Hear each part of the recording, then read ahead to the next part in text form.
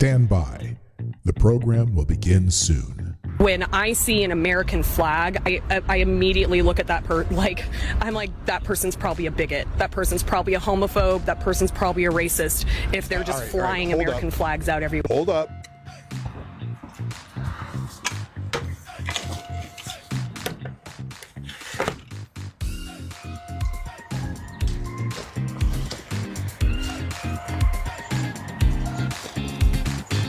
Hey,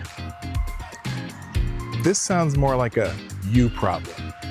You should probably go see somebody about that.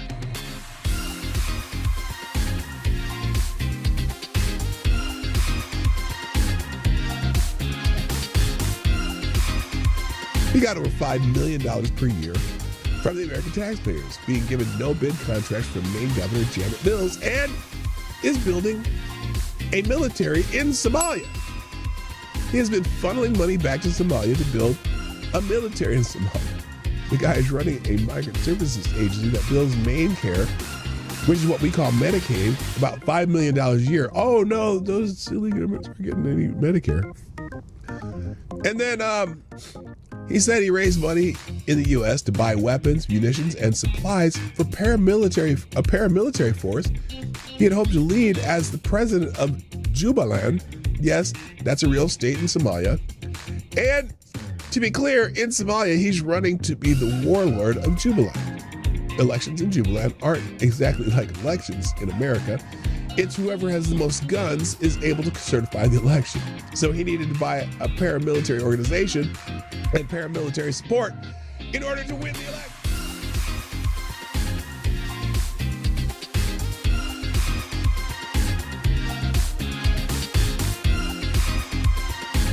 Avocados Diablo asked if you could bring any one comic strip character to life and train them to be a hitman, who would you choose? Oh, that's the easiest question ever. Calvin.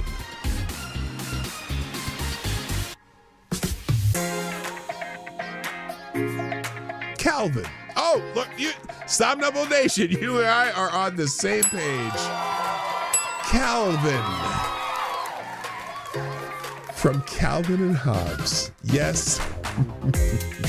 And by God, Calvin would be the greatest hitman to ever live. Better than John Wick. I guarantee it. I didn't have to think of it. Stand by. The program will begin soon. Yes, it's true. The Obama administration deported over 3 million people. And the Biden administration, over 4 million people. But they didn't need troops. They didn't need military in the streets to do it. Tell me why. Put it in the chat. Tell me why you think that's that. Because when Obama and Biden were in office, there were no riots in the streets of Los Angeles, even though 80% of the deportations were also expedited with no hearing. But you didn't give a shit then.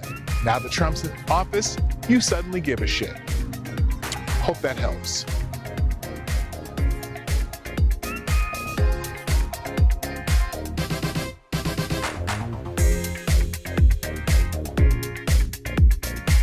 That turkey was amazing, mostly because I cooked it, because I'm really good at cooking turkey. So one of my tricks new tricks that I do, you know how when you cook a turkey in a pan, even if you got one of those raised pans, it always happens. You cook this turkey and the breast of the turkey get all nice, the top gets all nice and brown, and then you go to cut the underside and the thighs and legs are like all white underneath and not even done.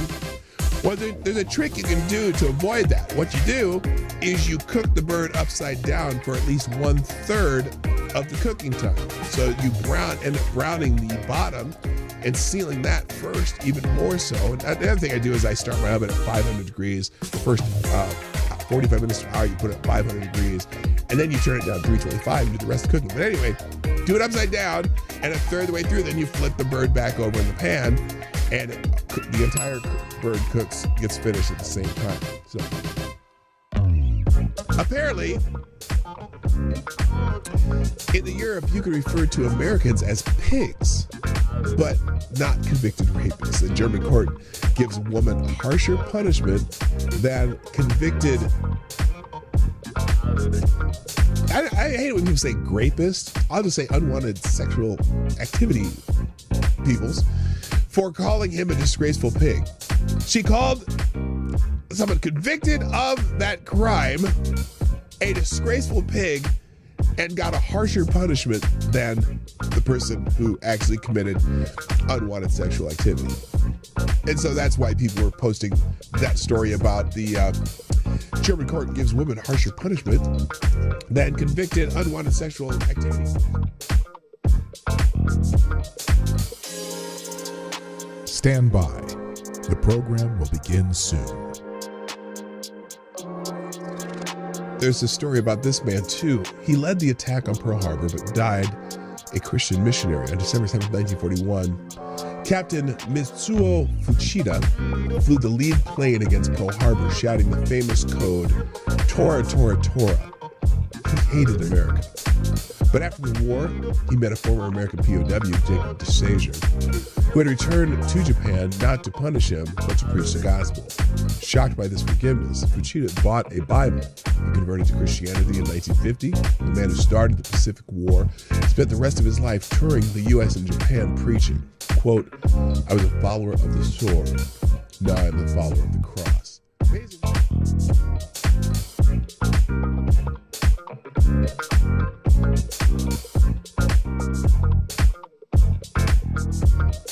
Nearly 5 years after pipe bombs were discovered outside the headquarters of the Democratic National Committee and the Republican National Committee in Washington, D.C., a suspect has been arrested in the case. On Thursday, federal agents arrested Brian Cole Jr., 30 of Woodbridge, Virginia, and he was charged with transportation of explosive devices, blah, blah, blah, blah, blah. But on Friday, legacy media outlets began reporting that Cole, this young black man right here, was a Trump supporter. And I'm not saying he's not because he's black. I'm just saying there's other evidence that might support the fact that he's not a Trump supporter. But we'll get to that. Quote, Brian Cole worked for a bail bonds company run by his father that worked to free illegal immigrants from ICE facilities and sued the Trump administration's Department of Homeland Security. He worked for his dad. They tried to free illegal immigrants. Interesting. Yes, I know every Trump supporter, every black Trump supporter would be quick to hire Benjamin Crump, who represented the family of Trayvon Martin, attempting to sic the Biden administration Department of Justice on a local Tennessee prosecutor who had raised concerns about the bail bond companies. We'll find out eventually that this guy had wanted nothing to do.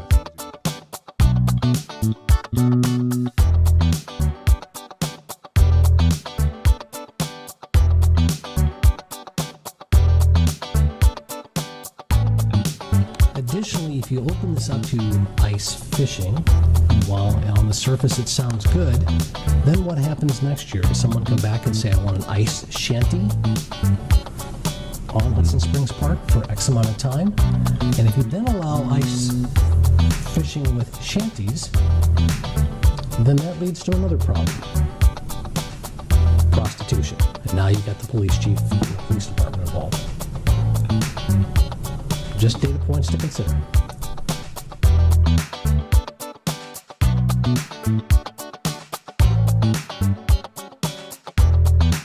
It is Happy Bill of Rights Day on December 1791. The Commonwealth of Virginia ratified the Bill of Rights, the first 10 amendments to the U.S. Constitution. Virginia's George Mason and James Madison were the driving forces behind these guarantees of individual rights. And note that all the individual rights that are in the Bill of Rights are not rights granted by the government. Those are the inalienable rights which the government shall not infringe. And if you notice, it's interesting because the Bill of Rights is all about what the government cannot do, not what the government can do.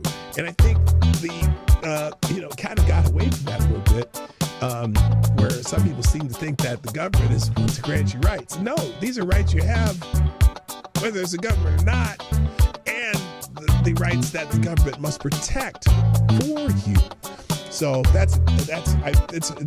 was a unique thing when it came about in 1791. that government is not there to grant you or give you privileges, but rather to protect the rights that you have.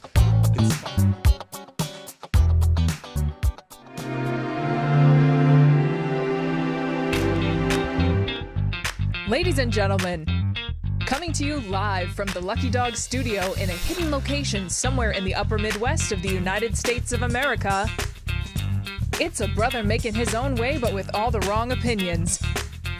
Welcome to the Morning Night Live with your host, the one and only Dawg Knight. Well. I'm sure you're wondering where I've been. Well, I know where I've been, and generally, it's been sitting around, sleeping in, not doing what I'm supposed to be, not doing my show. What the hell are you doing there, Mart? I can't figure out why this is not showing up on my screen. I have not figured it out, but I'm going to figure it out right now. How you doing? Happy Tuesday on the Morning Night Live. I'm your host, Marty, also known as Dawg Knight on the internet. Welcome back to the Dawg Knight Channel, where we just see what's happening in the news and talk about it and make fun of people and sometimes piss and moan about whatever's happening in the world, because I like doing that. It's just what I do. Do you think I really, what the hell? Why is that not showing up? That's so weird. Anyway, how y'all doing? Happy. I took an extra day off yesterday because I woke up so late. I just didn't, look, I'm on these meds and I'm kind of almost off of them pretty much, but my sleep pattern's completely different than what it was before my surgery. And so sometimes getting up in the morning just doesn't feel right, because usually I'm up at 3 a.m. I'm off to work. I've worked 4 hours. I'm bright and eyed and bright-eyed and bushy-tailed. Is that what it says? Bright-eyed, bushy. I'm all bright-eyed, bushy-tailed and shit. I'm ready to go. I'm like, yeah, I've worked for 4 hours. My lungs have been, blood's been moving. My lungs have been sucking in air and stuff. And I'm happy to go. When you have a surgery that makes you be gone for 8 weeks, sometimes you just don't feel like doing shit. So I apologize for not doing that, but I'm doing my best. And even today, look, I'm an hour and a half late. Some of you still show up, and I greatly, greatly appreciate that. Dawg has a tail. Yeah, except mine has little tines. They're called tines, those things you hit people with. You poke their eyes out, kind of like a triceratops has the spiky tail thing. That's what my tail looks like. It's hidden very well. I tuck it. What the fuck? No, I don't have a tail. Well, technically, everyone has a tail. It's just that on humans, they're not prominent. They're hidden. They're inside your body, not outside. Anyway, little science for you there. Anyway, so a lot of stuff's gone on, and I'm not going to talk about a lot of stuff today. I don't have a lot of stuff prepared today. Let's just put it that way. I didn't open a bunch of tabs. I have a few items. We'll go through those, and then we'll see what else is happening. But it's going to be random for today and probably for the next few weeks. I'm going to be honest with you guys. I'm really contemplating the future of my show. And not necessarily that I'm going to stop doing what I'm doing, but how I'm going to do it. So I'm trying to figure that out too while I have some time off.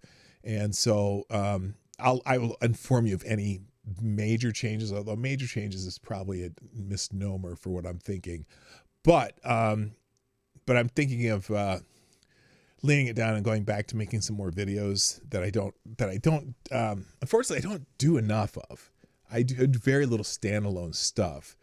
And in order to increase my audience, live streaming does not do it. YouTube does nothing to, promote people who just live stream.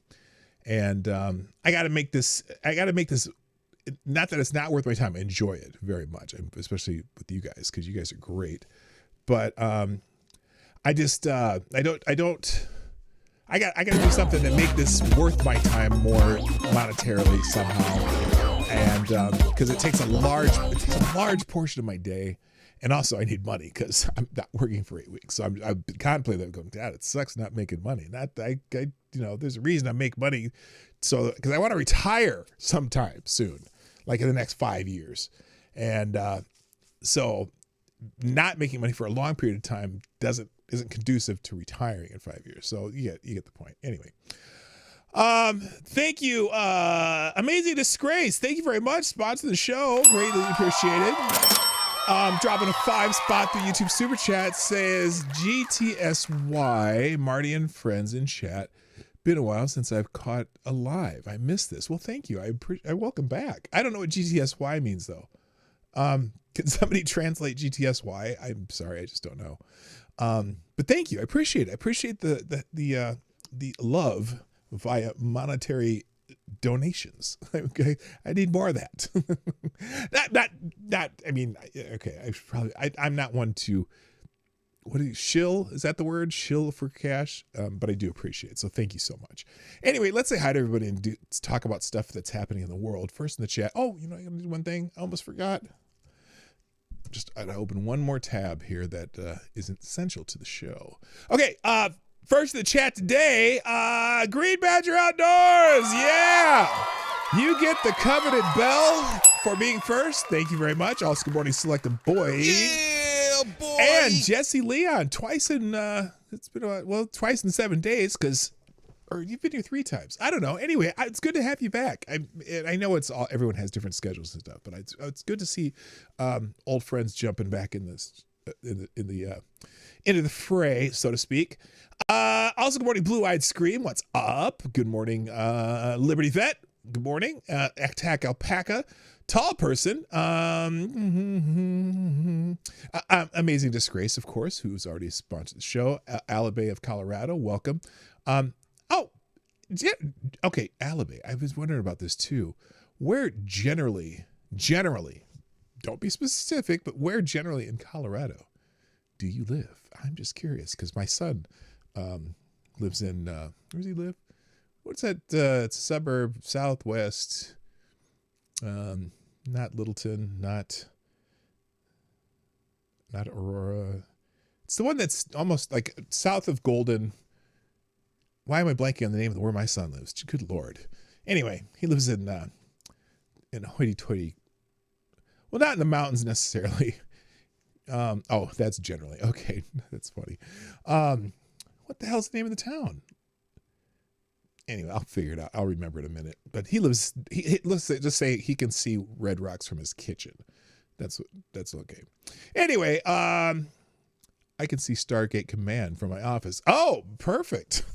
Okay, I got you. That's a good one. All right. Good morning, Avocados Diabli. If it's still morning where you live. Of course, wait a minute. Oh, it's still morning on the East Coast. So if you live in the continental United States, it's still morning. Good morning. I'm glad you're here. I wish I was there live and direct at the White House to watch the UFC fight. Yeah, we're going to talk about that. I haven't, I can see Red Rocks 112. They are called bricks.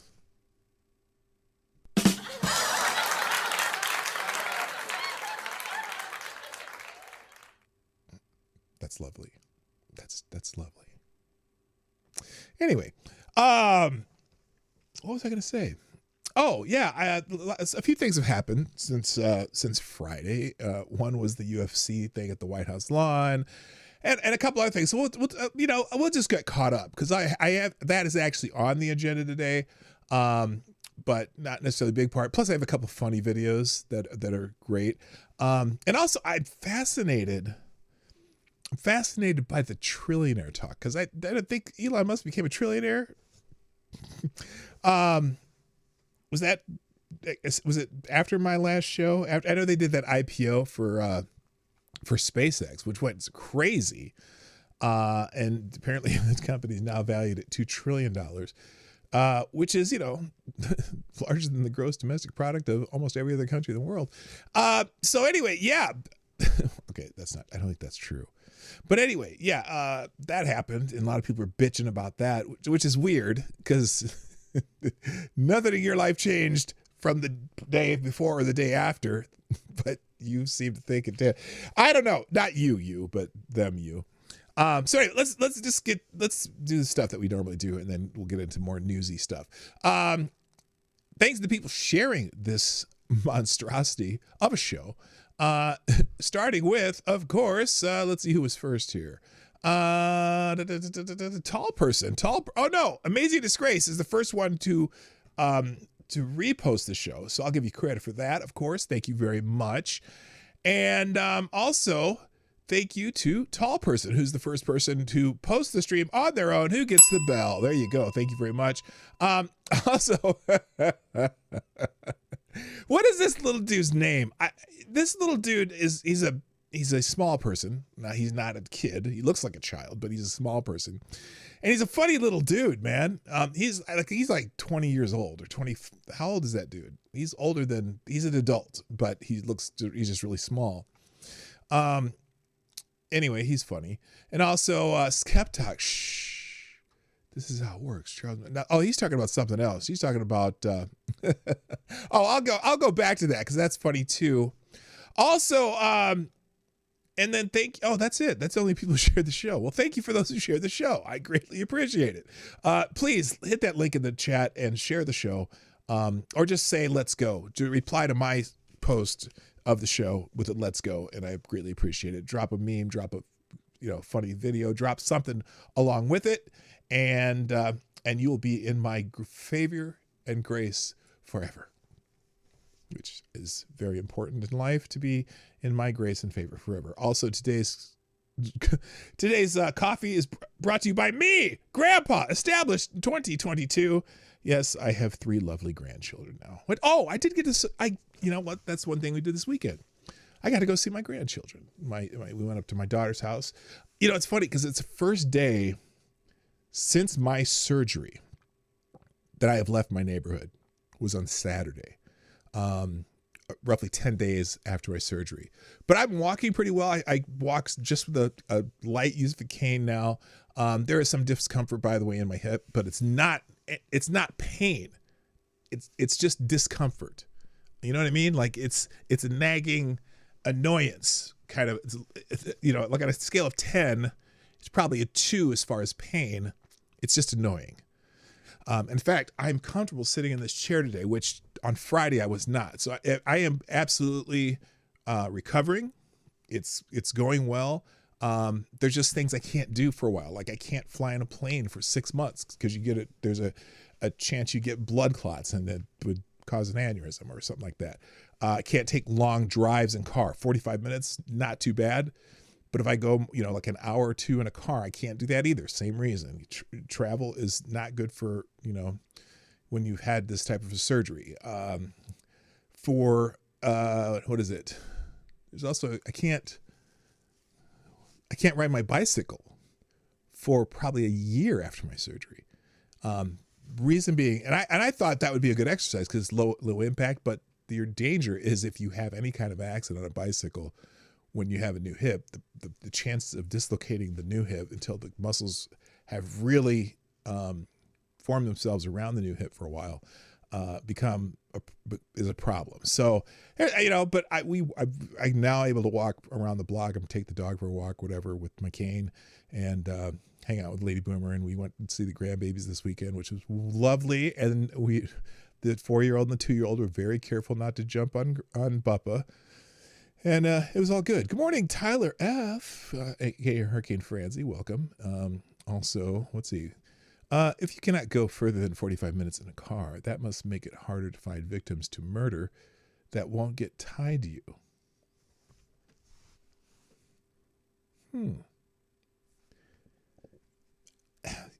Yeah. Yes. Yes, exactly. Yes, that's exactly right. Thank you.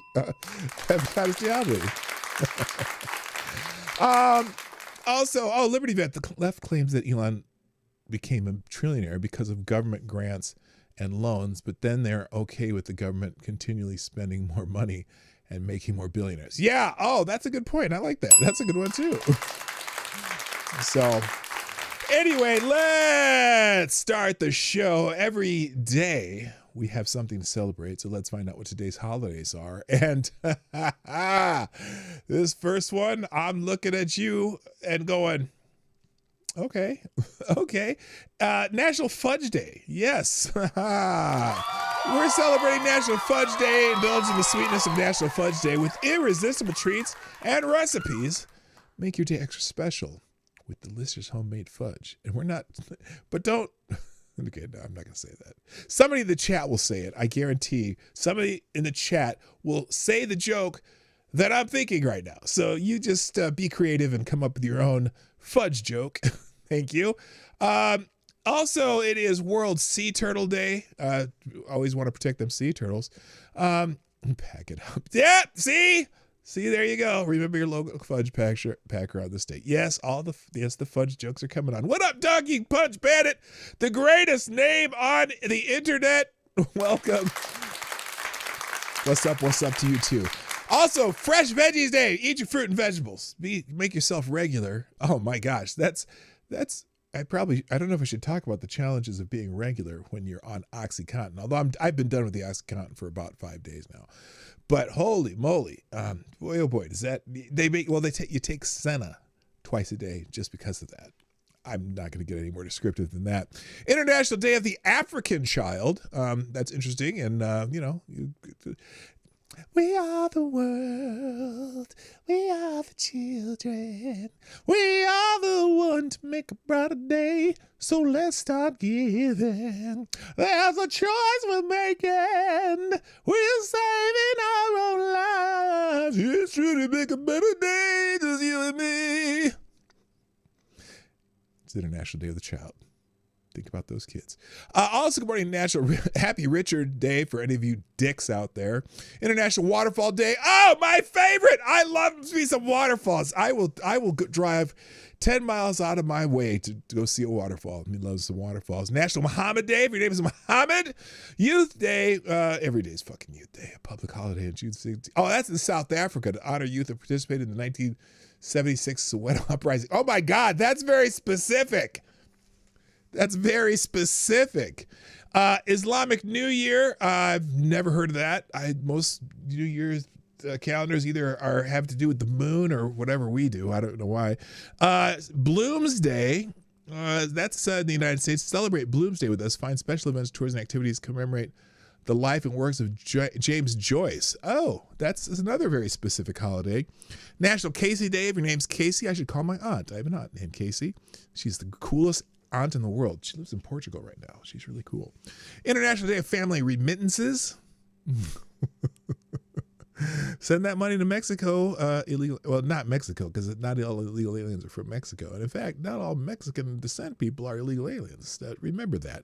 Anyway, Arborist Appreciation Day. Yes, call your tree service today. Martyrdom Day of Sri Guru Arjan. Okay, whatever. That's some shit in India that does not apply to any of us, I don't think, unless are there any people from India watching my show right now? If you are watching my show and you are from India, happy Martyrdom of Guru Arjan Dev Sahib Day. That's what you're celebrating today. All right.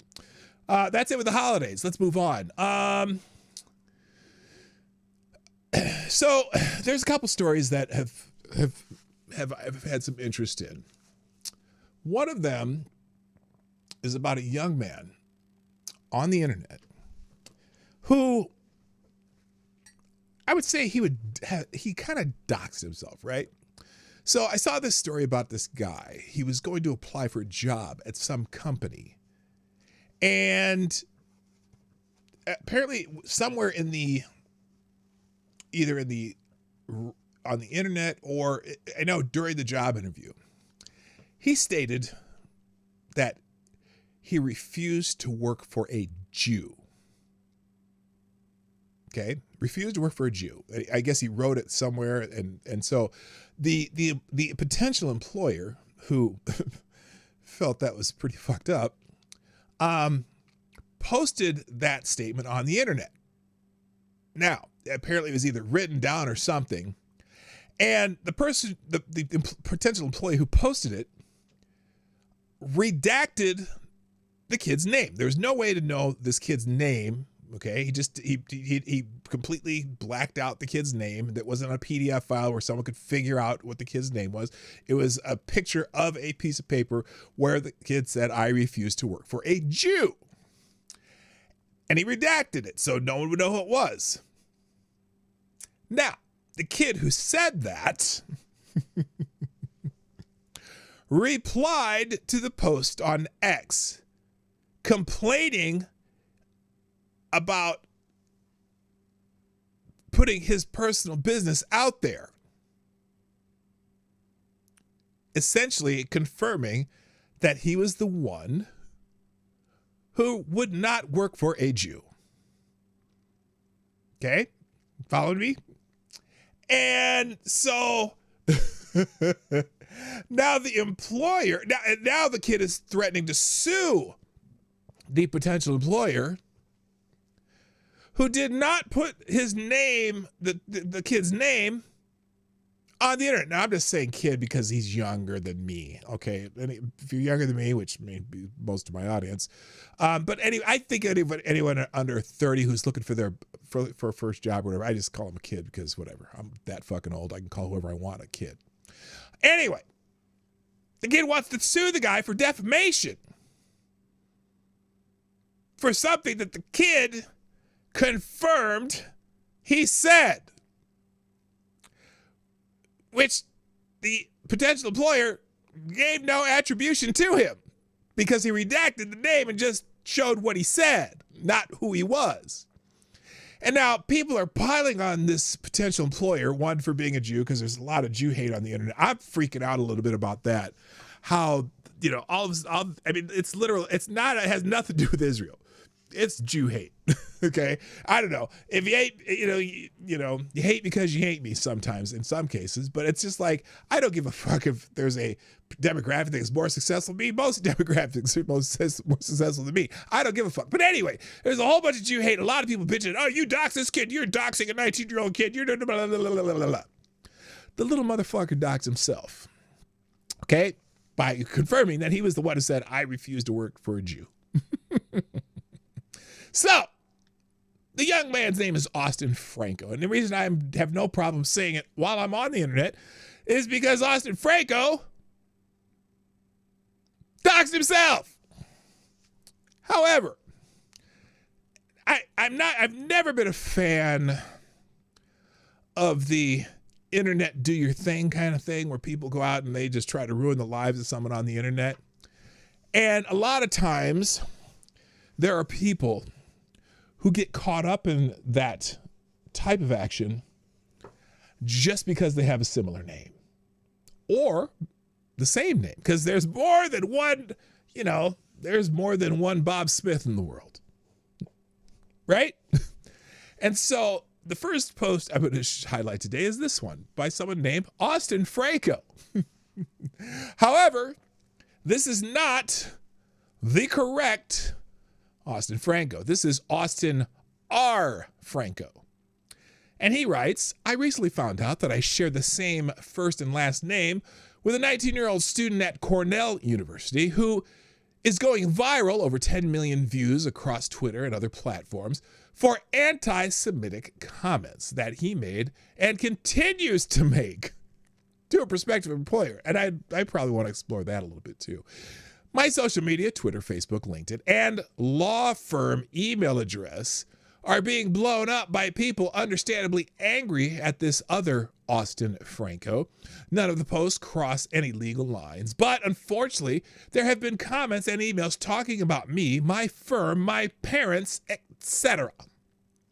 To make matters worse, the undergraduate looks just enough like me to be confusing, and the New York Post, Fox News, and other publications have written about it with his image as the article cover.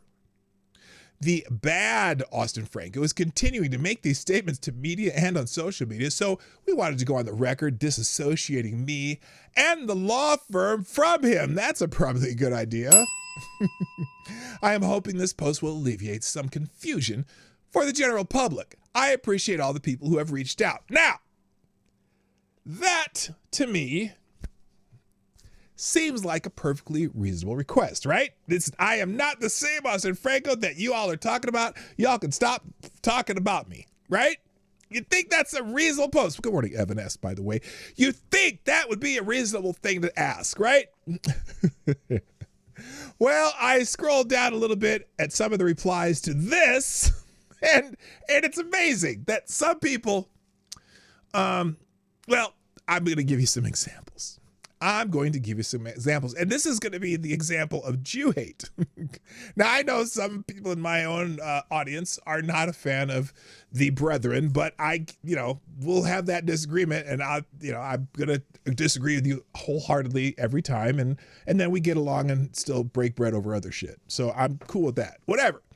Well, I'm not cool with it, but I understand that's your opinion and you're entitled to it. But not everybody, whatever, agrees with me. So anyway, these are not the Austin Franco you are looking for. Correct, AD.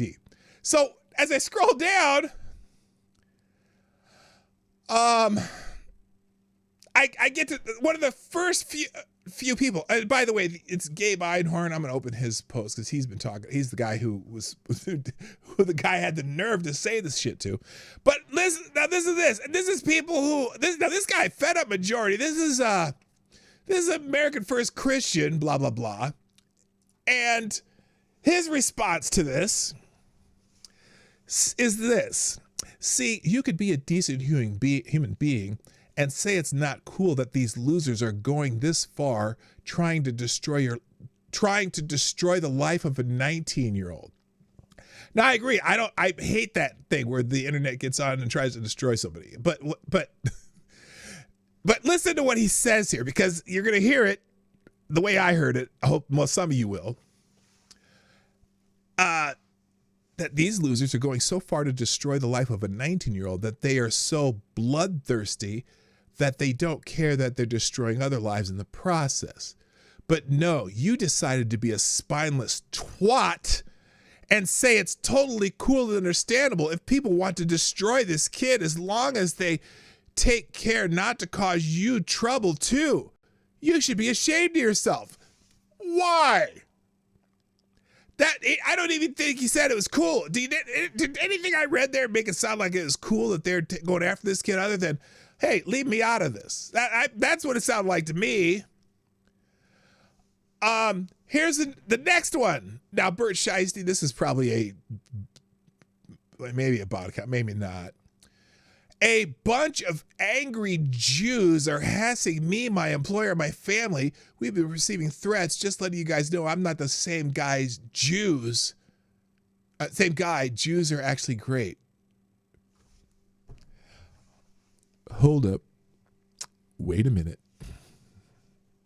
Now, I've kind of followed the story a little bit just on X. And it's not Jews. It's not Jews necessarily who are giving this guy a hard time. It's not just Jews. I think the guys that said that, the correct Austin, whatever the Franco, what is it? Not Austin, what is it? Yeah, Austin, the correct Austin Franco who said that shit. I think that's a little fucked up. I think that's the wrong fucking thing to say. Right, put it in writing even. So I'm just saying, clearly, I refuse to work for a Jew. Okay, be unemployed, motherfucker. I don't care. Stay your ass home.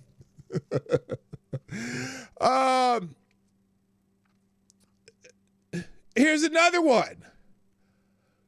Fuck off, coward. He's not bad. He's being doxxed by a bunch of Zionist scumbags. What? He doxed himself. Not to be confused with Austin Franco 123. Is this the right one? Is this the right Austin Franco? Let's see. I don't know. Let's see. Is this the good? This might be him. I mean, the idea that he's saying he was doxxed when he's the one who answered the damn. Oh, this is him. Any lawyers who think I have a legitimate case to be made for doxing, defamation, or something else, feel free to reach out. First of all, defamation is when you lie about somebody and, you knowingly tell a lie about somebody else. Those were your words, kid. He didn't even say who it was. You're a moron.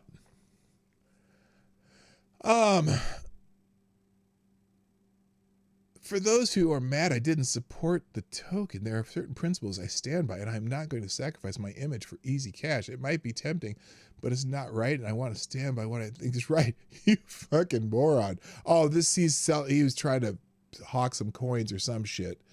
Anyway, the incorrect Austin Franco. Sorry, brother, that sucks because some punk is anti-Semitic. You shouldn't have to suffer. Yeah, that's what I was thinking, you know.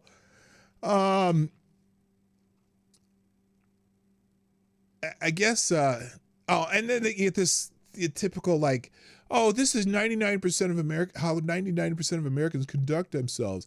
The other Austin guy is a sad outlier who unfortunately caused damage to decent people. Oh, is that maybe that's he's, I don't know if he's being supportive or not, but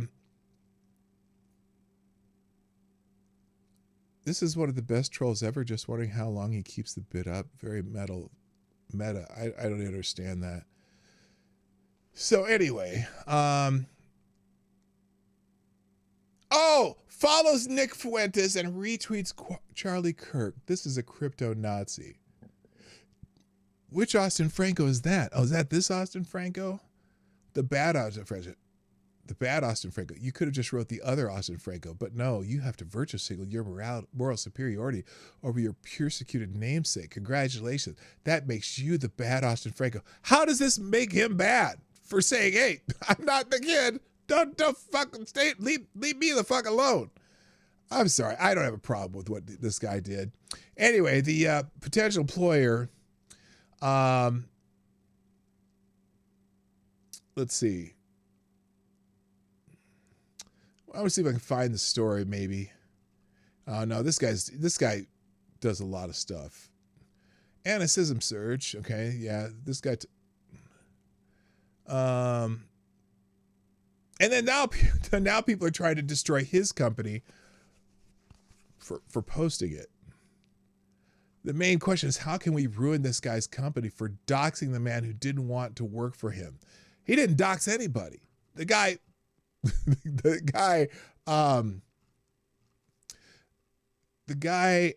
answered a post that his name wasn't on. So here we go. You just lie about the whole story. It's exactly how this spins in more anti-Semitism. The kid applied for a job on Handshake. The employer messages to set up a time. The kid responds with times available. Employer follows up again. Kid responds, not interested in working for a Jew. Nobody hounded him for jobs. He didn't find out we were Jewish and explain himself that he has had a bad experiences. Just read the conversation below and maybe tell the story the right way. So here we go. 24-year-old Cornell kid. Some guy hounds you for 3 interviews. No, he didn't hound you for 3 interviews. You finally say, nah, I'm good. Later find out the guy is Jewish. Tell him your experience with Jews haven't been great. Guy immediately doxes you. Didn't dox him at all. I mean, this is embarrassing. This is embarrassing. The guy, this idiot responded to him posting it without any identifying information. Shit's crazy. Anyway, let's move on. Enough about this. Next, let's talk about the couple items that have popped up about the UFC fight at the White House. Now, a lot of people have opinions about this, and some people say it's beneath the dignity of the White House to hold such an event. Well, look, the White House has held plenty of entertainment events and other events, some quite questionable in the eyes of other people, like the Biden Pride Day a few years ago, when some of the participants decided that it was appropriate to expose body parts and shit. But whatever. The idea that Teddy Roosevelt had regular boxing matches and he participated in his own boxing matches at the White House. So the idea that's, it's Americana, it's stuff that happens. They hold concerts there all the time. They hold, well, I don't know if they held any drag shows, but I wouldn't be shocked if they did. But there's certainly lots of different things that have happened at the White House where some would be like, not my thing. But the idea that it was, the idea that it was anything any worse than, anything worse than anything else that's been there. Personally, I thought it was a pretty fun idea. Whatever. So, and they gave away a lot of free tickets to people who normally would not be able to go to such an event. And there's a whole lot of hubbub about it. But here's something that's new today. Apparently, the FBI disrupted an alleged plot targeting that UFC Freedom 250 fight at the White House with explosive drones, according to multiple sources familiar with the situation. Now, I'm not a fan of multiple sources familiar with the situation. However, here's the story from ABC News. The FBI disrupted an alleged plot targeting UFC Freedom 250 fights at the White House on Sunday that included explosive drones designed to target buildings in the area, according to multiple sources familiar with the situation. FBI Director Kash Patel said in a statement to ABC News that law enforcement became aware of the plot on June 10th, the Wednesday prior to the event. He praised the rapid action of the FBI and partners, including a multi-state operation. 5 people are in custody as of Tuesday morning. According to sources, the alleged suspects in custody include one individual from Cincinnati, Ohio. 23 people were allegedly in Signal chats discussing pre-operational plans. According to sources, some of those involved in the plot allegedly traveled to Fredericksburg, Virginia on June 12th or 13th. The FBI and Department of Homeland Security officials warned in a bulletin earlier this month that the fights were attractive symbolic targets. There were no credible threats listed in the bulletin at that time. Of course, when was that? Earlier this month. Well, heck, maybe they found out more information. Duh. So, the UFC event was held in the evening on Sunday, June 14th, on the grounds of the White House, billed as a celebration of America's 250th anniversary.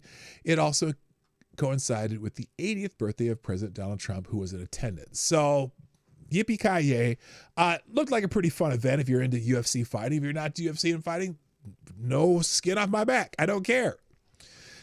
5 people formed with their feds, LOL. Probably. Would not be shocking.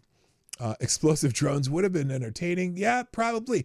Look, the people who absolutely hate our country right now within, and the only reason they hate our country is because of who the president is, or they don't give any better reason. Oh, well, I can't love a country that if Donald Trump's the president. Like what? Robert De Niro, that, oh, by the way, did you see the amazing counter programming that the Democrat type people were putting on of this UFC event? Oh my God, we'll have to check that out a little bit later. I'm sure if I scroll enough, I'll find some of it. It was scintillating. It was, whoo, boy, it was hot. They had some great counter programming.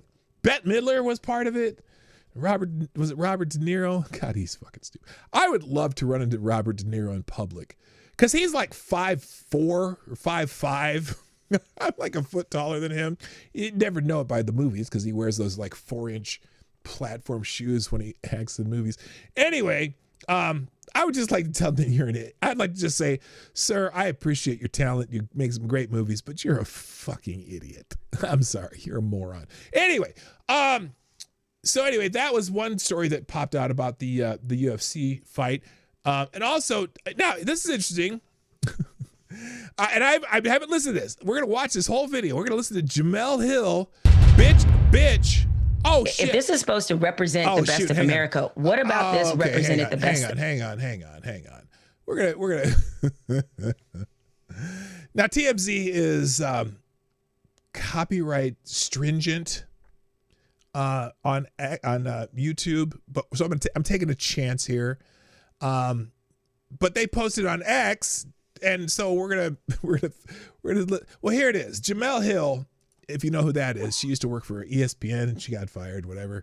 And boy, my God, she's looking terrible without makeup. But anyway, Jemele Hill says that UFC Freedom 250 felt more like a Trump rally than a party for all Americans. And I've heard that complaint a lot. Oh, this is just for Trump, blah, blah, blah. But it was open to the public and they were giving away free tickets. Like gave away like 5,000 free tickets for this thing. Like they paid for.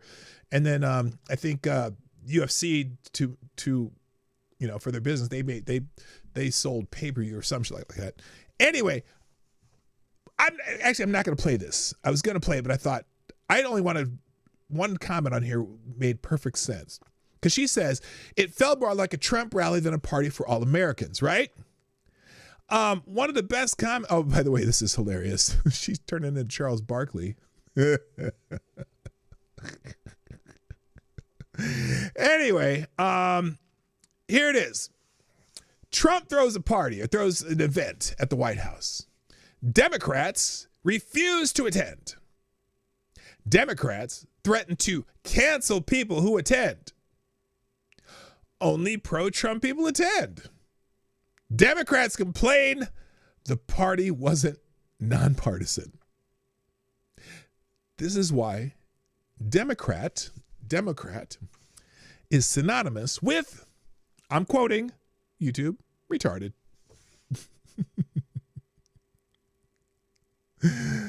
Oh, and here's what Jemele Hill looks like with makeup. She looks, I mean, she's a little round, but she's looking pretty sad there without her makeup on. Don't go on TV without makeup, Jemele. My God, you wouldn't even look like what you look like.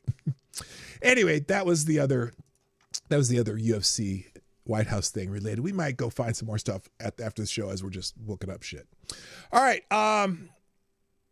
let's talk about the SPLC. There's a story in the New York Post this morning that I found fascinating, and we're going to go through this one. So the boss, the director of the SPLC, who's under fire because they've been funding a lot of neo-Nazis and whoever, they've been funding racism so that they can fight racism. Because, you gotta, if you're getting donations to fight something, you very well what the hell am I off center here? There, that's better. That's the way it should look. I'm supposed to be over here. How did my camera get moved? There, is that better? Yeah, because now I can put my hand up and see me and shit. Anyway, so this SPL boss, they've been giving out money to people so that they can fight. They've been giving money to people that they consider hate group people so that they can fight the hate groups. They can fight hate. That's their job. They fight hate, but they raise money by fighting hate. But if you don't have enough hate, then it's hard to raise money. So you fund hate so that you can raise more money, right? I mean, that's basically their business model. It's kind of, the ADL's becoming that way too. And that's unfortunate because both these organizations, I thought, were very important organizations in our history, especially in the 60s and 70s, that, weed out hate, but still, enjoy the First Amendment and shit. But that's what they become. Now they're just wings of the Democratic Party, and they consider anything hate that doesn't agree with the Democrats. So this SPLC, now this is only one example. This is only one example. SPLC boss funneled $1.2 million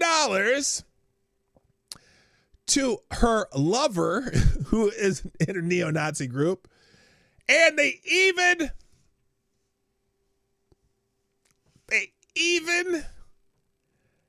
had a joint bank account. She's stripping some guy, neo-Nazi guy. They have a joint bank account. And, well, here, let's look at the article. SPLC, blah, blah, blah, even had a joint bank account. A Southern Poverty Law Center official is accused of helping funnel $1.2 million in donor money to an informant in the National Alliance White Supremacist Group, who was also allegedly stupping her. Oh, I'm sorry. That's not what they wrote.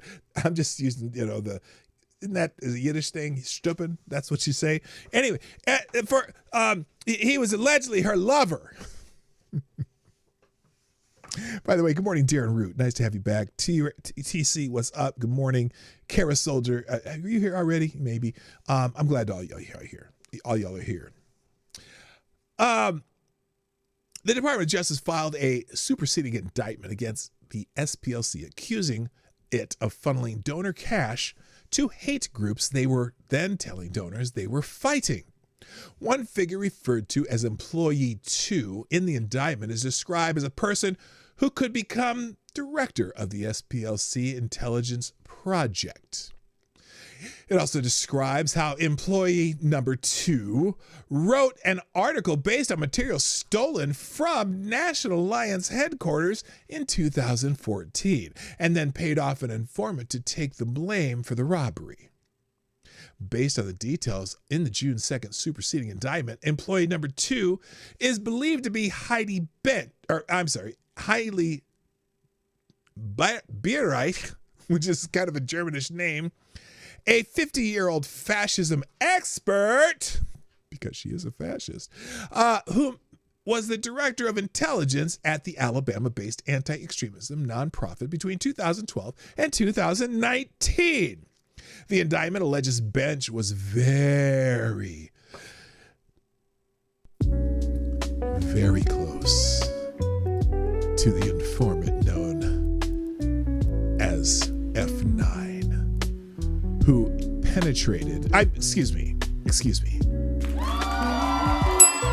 infiltrated the neo-Nazi organization Alliance.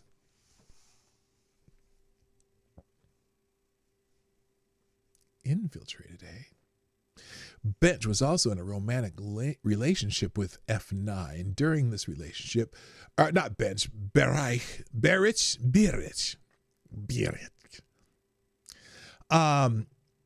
During this relationship, Bierreich and F9 shared a house and 2 bank accounts, the indictment charges.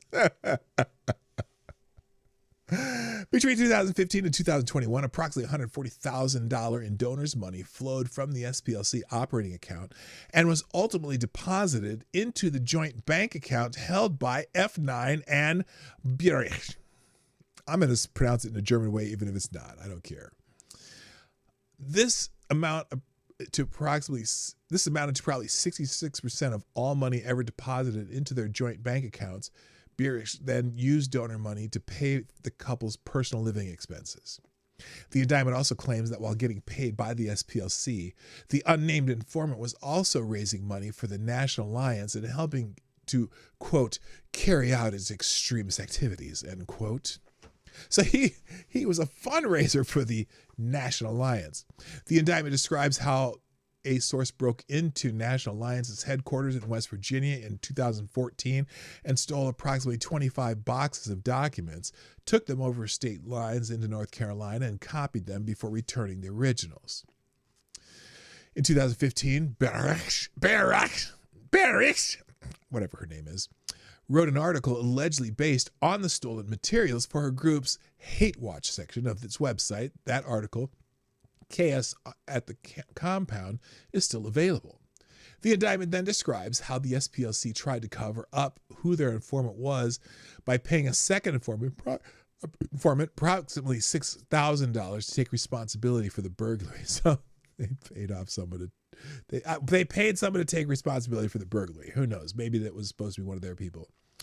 Bierreich and the SPLC did not respond to requests for comments from the Post. I knew that it was a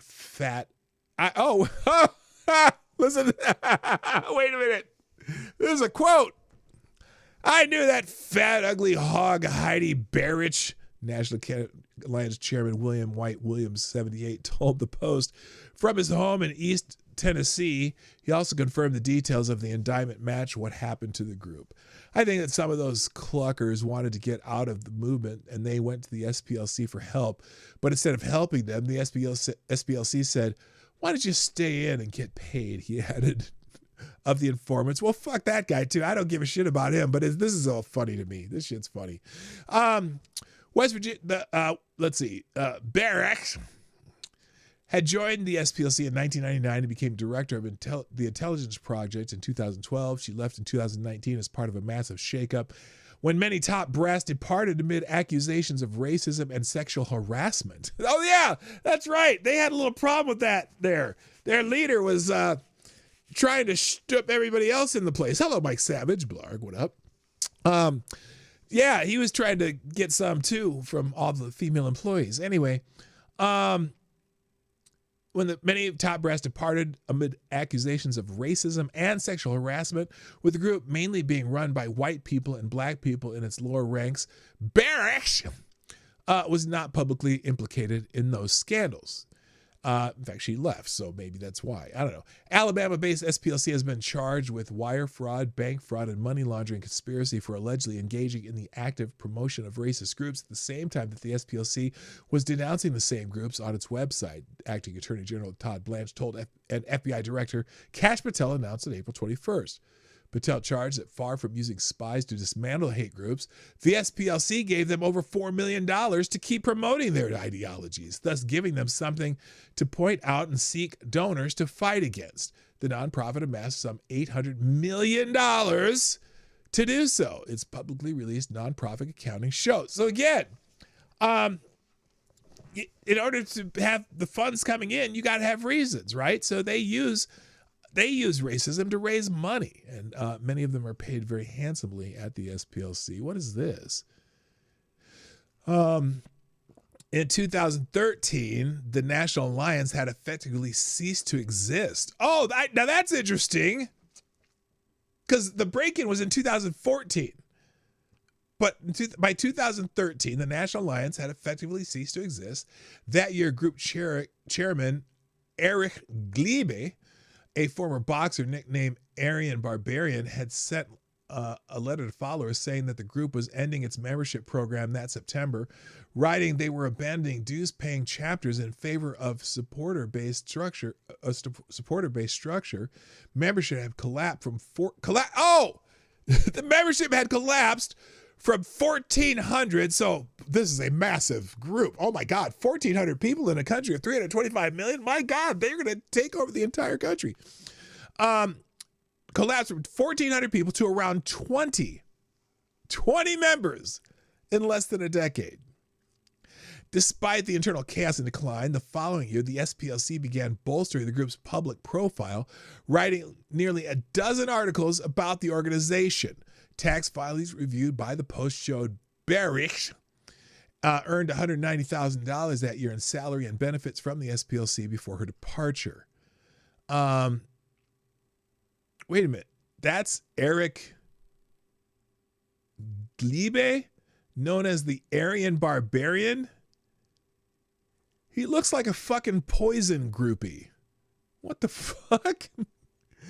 Oh, that's his wife. Okay, never mind. That was his wife. I'm like, that can't be him. Okay, anyway, was divorced from his wife, Erica, pictured after a long and public battle. So why are they putting a picture of her up there? Like, I give a fuck about her. Again, she still looks like a poison groupie. Yeah, that's his wife, Erica, once featured on the cover of the neo-Nazi magazine Gliebe published, was also a Playboy model. Oh, how did he get that? She probably got tired of his bullshit. Anyway, mystery surrounds the identity of informant F9, who received $1.2 million in total from the SPLC over 20 years, according to the indictment. So $1.2 million over 20 years is, that's not a ton every year, but still. And he was stripping the one of the directors. Property records reviewed by the Post revealed that during the years covered by the indictment, 2010 to 2023, Barish owned a vacation home in Ellijay, Georgia, an upscale mountain town north of Atlanta, in addition to her Montgomery, Alabama residence. Williams said he too was stumped by F9's identity. However, he noted the group was somewhat paranoid, and there had been suspicions about various members over who could be a turncoat or potential informant for any number of other groups or law enforcement. And there's that's their media director, Kevin Starr. Apparently they don't have a picture of this Williams character. National Alliance was founded by a man named William Pierce in 1974 and had around 2,500 members. When he died in 2002, Williams noted speculation about how the only other person who had access to the office from which the sensitive documents were stolen was a former National Alliance business manager, Robert Demarius.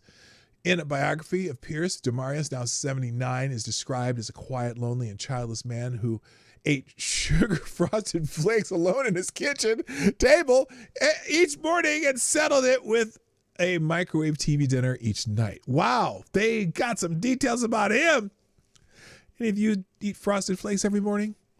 SPLC Hate Watch profile of Damaris is written with a light hand, noting that he is no ideologue and focused on administrative manner. Huh? What? They went light on one of the members of the National Alliance? Another source questioned if the group's former chairman, Glibe, could have ended up being some kind of informant. His messy and public divorce in 2005 from stripper and ex-Playboy model wife Erica Glibe had hurled the group into chaos, particularly after she published a since-deleted blog post titled, "I Married a Freak," accusing Glebe of deviant sexual behavior involving Catholic schoolgirl uniforms as well as regular philandering. Oh my God, he's a legend. Okay, that was fucked up. Anyway, so that's Glebe's wife. That's not William's wife. That's Glebe's ex-wife, who was the Playboy model and a freak. Neither Damaris nor Glebe could be reached for comment. So there you go. Oh, there's more. The post can also reveal the source of paid to take a fall for stealing the National Alliance documents was Randolph Dillaway, referred to as F-39 in the indictment, described as a quirky, nearly deaf accountant who bounced around among 6 other hate groups before landing at National Alliance. Bereich herself gave his name away in the 2015 article published on the SPLC website. So there you go. So there, the intrigue and inner dealings of the SPLC are all on display. Again, more information to come, but that New York Post article was scintillating, hey? All right. I got a couple videos that we're going to enjoy, and then we're going to just do some random shit and whatever you guys want to talk about. I don't care. You can bring it up. You can drop links, or I'll just scroll and find out what's popular right now. Okay, how's that sound?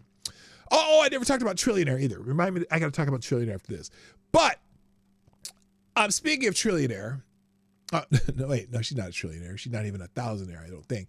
Sunny Hostin is back at it again, but our friend Damon Imani does a beautiful job of taking down The View. I will tell you just ahead of time that I know this did not actually happen on The View, but Damon is very good at making these videos, and so I'm going to show it anyway. Damon Imani on The View,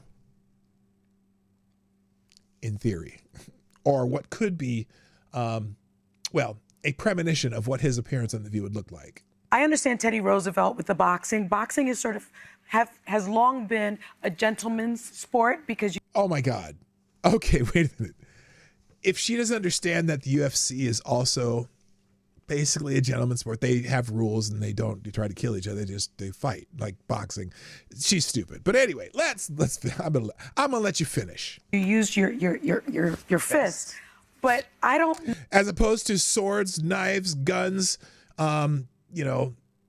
sabers, ninja style, whatever, ninja stars. What? Yes, they use their fists in UFC. Okay. Know how MMA or cage fighting is emblematic of our country. Well, how about this, Sonny? Is this emblematic of your country? Because this is America under Trump, as we just witnessed. And this is America under you guys. So please go ahead and enlighten me on what's emblematic of America. He does so well with these. We'll be right back. These are so good. Anyway, so again, that is not actual footage from The View. That's Damon Imani, who makes amazing videos of himself as a guest on The View. That is beautiful. That is beautiful. And then the other one that I had, just random, this is this is also kind of a parody of things. This is a video of every white woman at a No Kings rally. The Subaru Outback is perfection. All right, I haven't watched it, but it's got to be funny, and so let's check it out. He wants to abolish billionaires from a beach I hope we don't get, we're going to get a music thing on this one. I don't care. chair on a vacation paid for by her father's long-lasting trust fund. You will always know where she is. Now, here's the Subaru. In this house, we believe, coexist My body, my choice. Defund the police. Hate has no home here. I'm speaking. Namaste. Baby on board. Oh, that's no. Ain't no baby on board of the Subaru, okay? Come on. This is not it. Anyway. Because her car tells you everything she believes. She believes in community safety, and the community is making her feel unsafe. She never finished her economics degree, but she knows that universal health care would fix the country. She once signed a petition to add a P to the LGBTQ acronym. Oh, shit!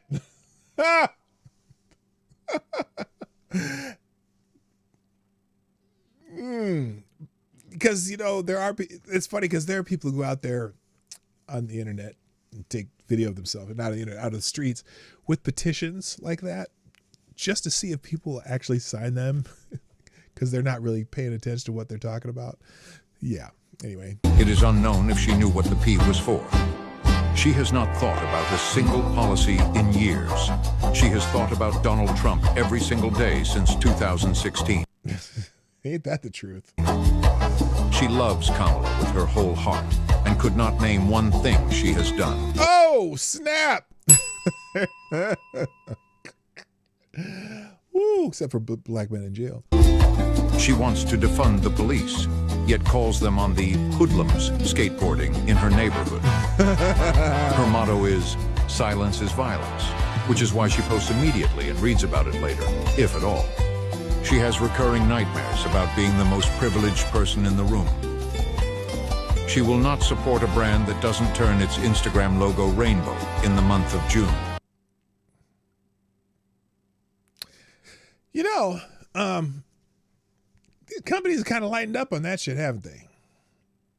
You notice that? They're just kind of lightened up on all the rainbow stuff. I mean, I don't care. I don't have, as you may well know, I don't have a problem with gay people at all. Not a bit. I just, you know, because as long as they ain't trying to fuck me, I don't care. You know, live your life. Live your life. Whoa, whoa, whoa. What's that song? Anyway, I don't care. Fuck. I mean, I'm not here to judge you. If God's going to judge you for that, then let God do that. I just, you know, and besides, I know some really cool gay people. Hell, we went across the fucking across the world to attend our friend's wedding because they're cool people. We like them, and it was a great vacation. But anyway.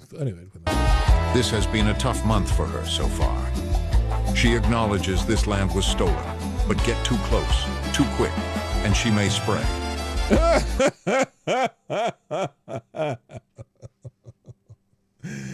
Bitch, give back your stolen land. Get back. Oh, y'all talk about stolen land. Give back your stolen land. That's all I gotta say. Okay, so that's it. It's from somebody called L'Oreal Live Studios. Let me, let's find that. I'm gonna put the link to that in the chat so that I can give them proper credit, because I am. I like to give people proper credit. I didn't know where that came from. That was on X. But I'd like the actual person who made that video to get credit for it. So let me see if I can find that, and you can share that later. What was it? L'Oreal what? Hold up. I guess it's right here. L'Oreal Live Studios. Let's look that up.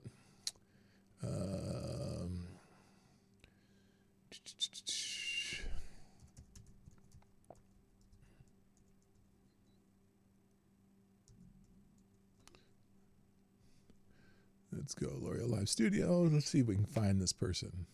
No results. Wait a minute. Did I spell that wrong? Oh, L'Oreal. That's why. Let's try that again. Damn.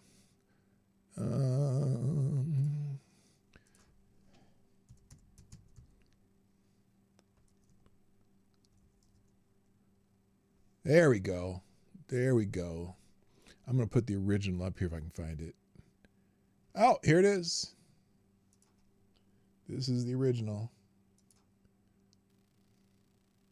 Vacation paid for by her father's lawyer. All right, that'll be in the links today if you want to find that for yourselves.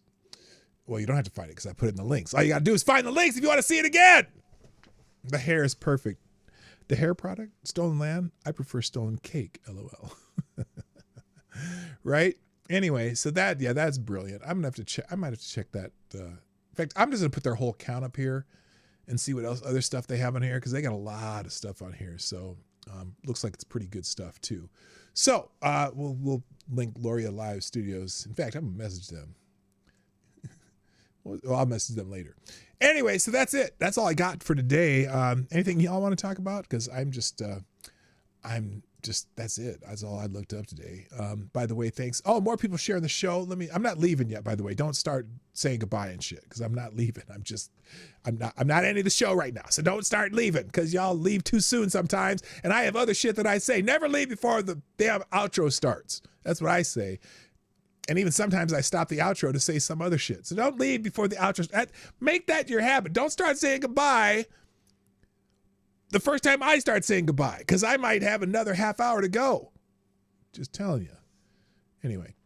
All right. So thank you. More people sharing the show. Greatly appreciated. Oops, not there. Here we go. That would include, I'm scroll. Oh my God. Let's go. Okay. And then there's sharing show. There we go. Let's see. You got thank you, Somnable Nation, show, TC or posting the show, greatly appreciated. Mike Savage with our daily let us go. Thank you, sir. And there you go. Oh, this lady replied to me. Let's go into this thread. This is interesting because this was a good thread. Okay, so this morning I saw this post too. I'll make this a separate link too, because this was happened this morning. So there's this congresswoman. Her name is, what the hell is her name? Delia C. Ramirez. She's a congresswoman saying today the Supreme Court is, this is from April, but that's okay because I just saw the very good response to this. Today the Supreme Court is hearing President Trump's white supremacist argument about birthright citizenship. You can't disagree with it unless it's white supremacist, right? Birthright citizenship, white supremacist argument. Now I got to think about that. Where did the term birthright citizenship come from?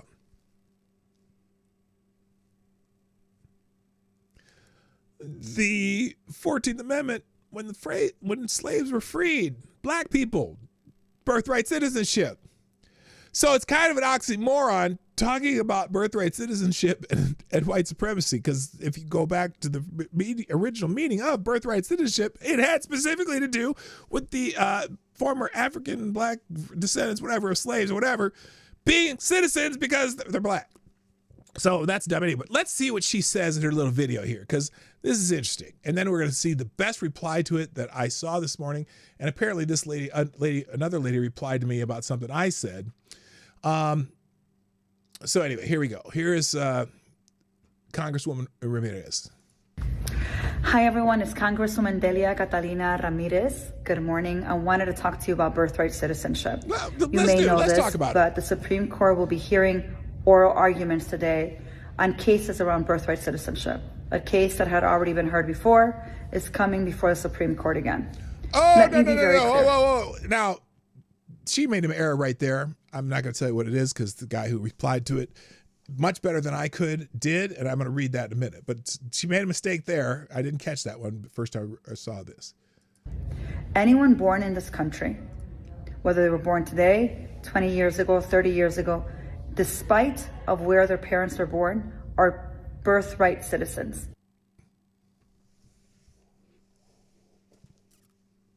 Is that true? Anyone know? Anyone? I can think of an example, even without this Supreme Court case, where that's not true. That's not true. I can tell you right now. Anyway, they're citizens of this country. No, they're not. Not all of them. Not everybody. Not everybody. Fortunately, the president a year ago issued an executive order to repeal birthright citizenship. No, not to repeal birthright citizenship. Can't repeal birthright citizenship. That's not what he's asking for. To not respect it for people who are not here under the jurisdiction of the United States. so that he can discriminate people. There you go, AD. You got it. Exactly. We already know that diplomats' kids are not citizens. So no, not everyone born on this land is a citizen of the United States. She doesn't even know that. So that was her big mistake. But anyway, let's go. And determine who he believes is an American and who he does not. No. This is a violation of the 14th Amendment. Well, we're going to find out if it is or not. But clearly not everyone born on U.S. soil is a U.S. citizen. We already know that there are exceptions to that. That clearly states that if you're born in this country, you are a United States citizen, period. Is that how it worked out at first? Is that what it says? Is there a little more to it?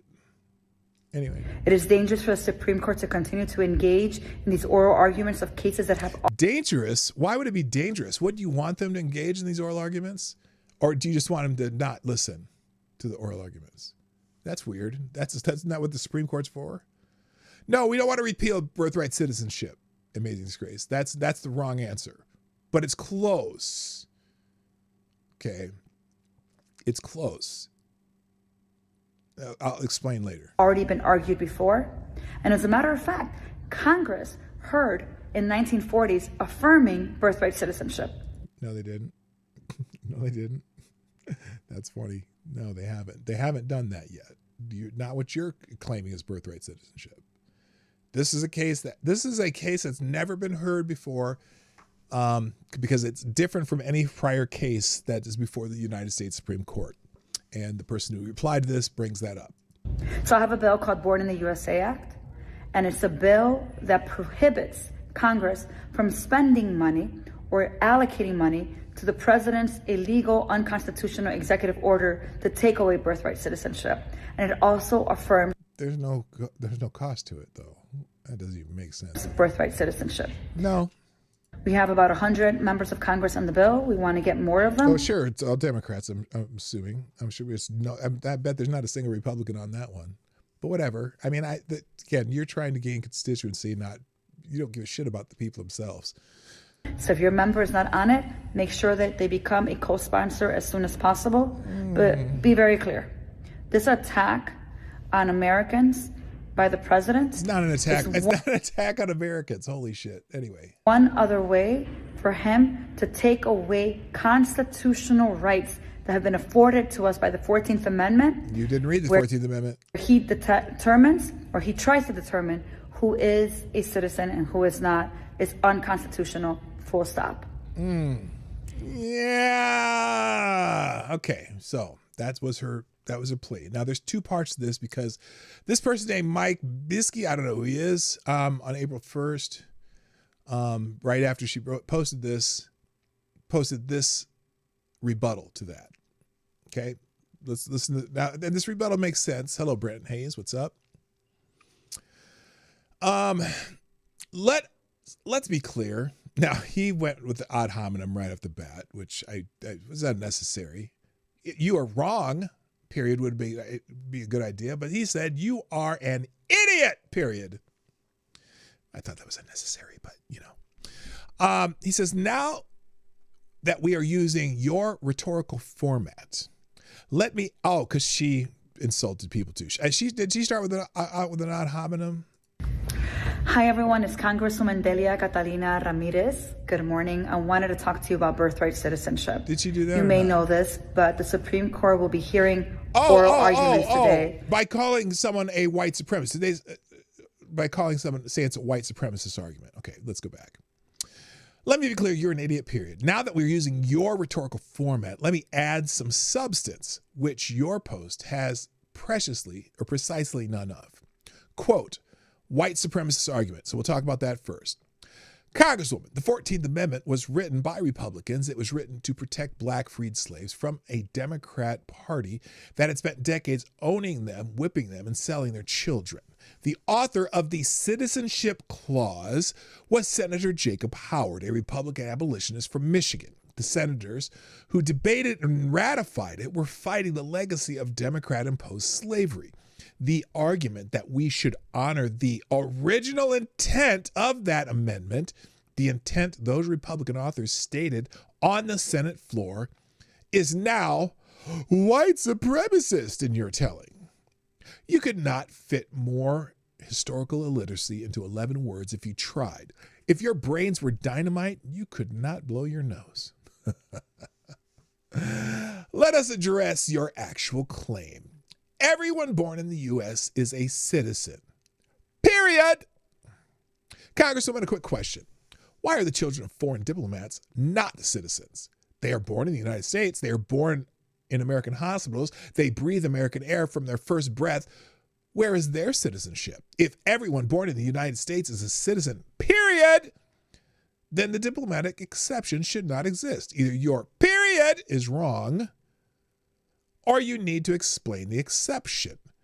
And the moment you explain it, you have already conceded that citizenship requires something more than geography. Oh, what a great argument. Go ahead, I have time.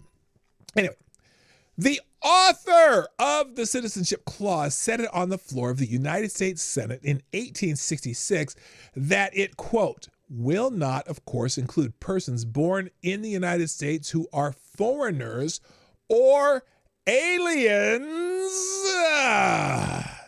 So E.T. will never be a citizen. Of course, they don't understand the term aliens. They're not from outer space.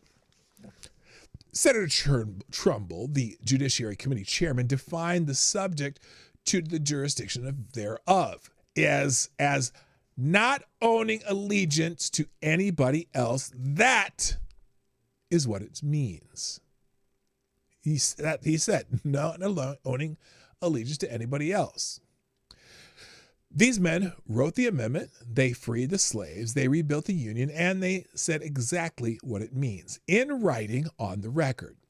Calling those words white supremacist, quote unquote, is not a constitutional argument. It is what you say when you do not have an argument.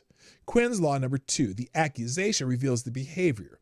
You are using race as a weapon to silence the debate. You cannot win on the merits. Ooh. Snap.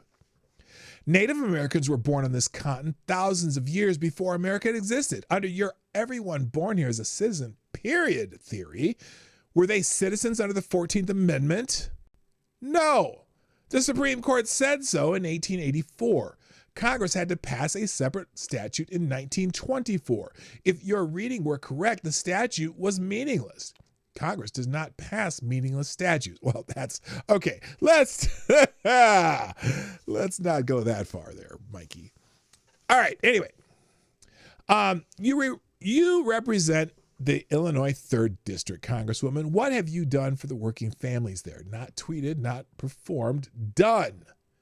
That improved their daily lives. Because from here, your congressional contribution appears to be calling constitutional arguments white supremacists and hoping nobody checks the congressional record. The short answer is nothing. The long answer is absolutely nothing.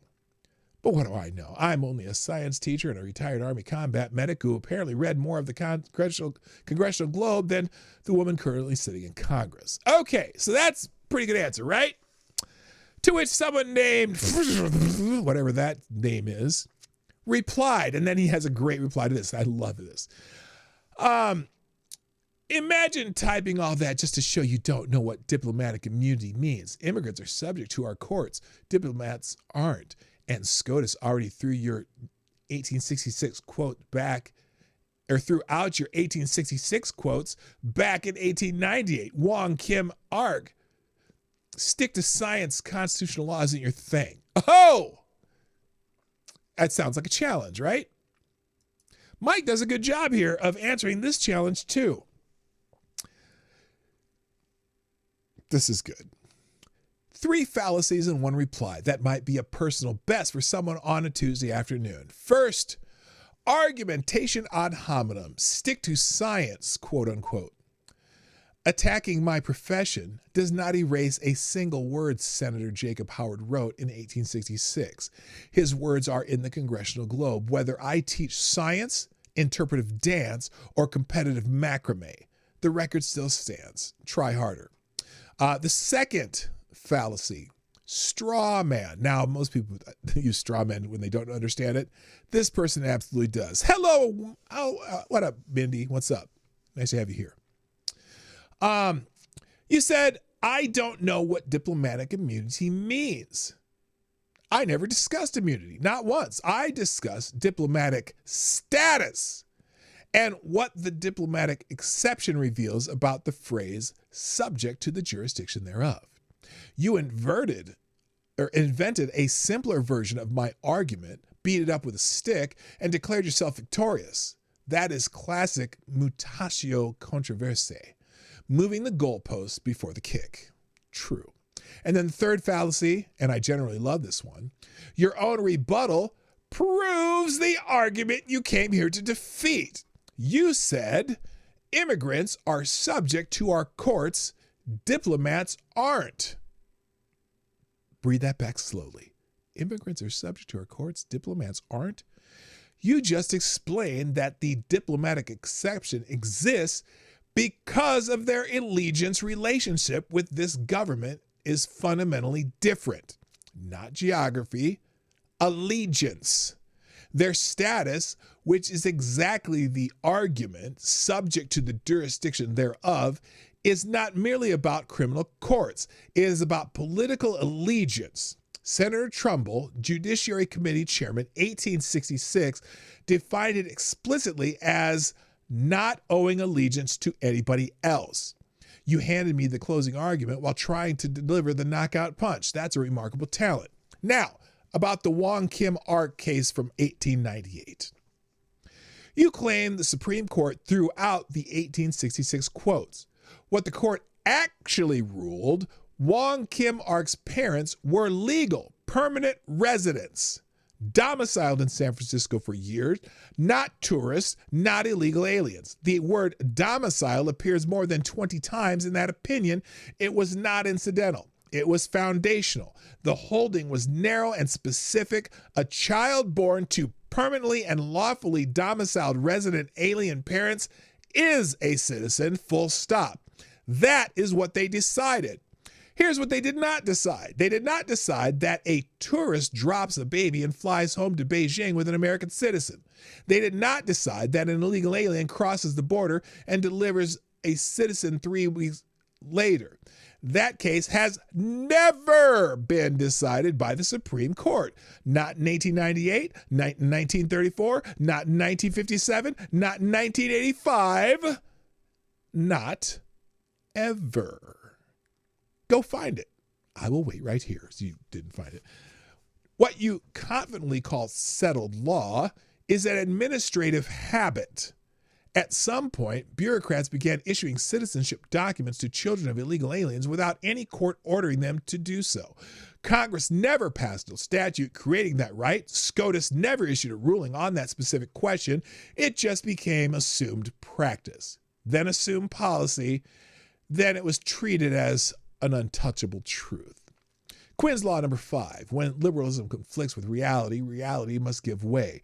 You arrived here to correct me. You ended up confirming my core premise, misread the case you cited, and left 3 logical fallacies scattered across 4 sentences.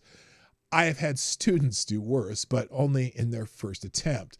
But what I do know, I am only a science teacher. Or what do I know? I'm only a science teacher who apparently read Wong Kim Ark cover to cover while you were working through the Wikipedia summary on your phone. Oh, snap. Where is it? Where is it? Right here. Gotcha, bitch. Now, I added to this because this is something that I say all the time. I really can't improve on his reply, but for this minor detail. A, quote, immigrant, end quote, is a person who goes through the legal process of immigrating to a country. An illegal alien, the legal term, not the pejorative, not a pejorative, it's not a pejorative, it's a legal term, is not an immigrant, but rather a trespasser who is subject to the law, but not necessarily the exact same rights and privileges. While they are afforded due process, that process may be and is written differently into law based on that status. So, now,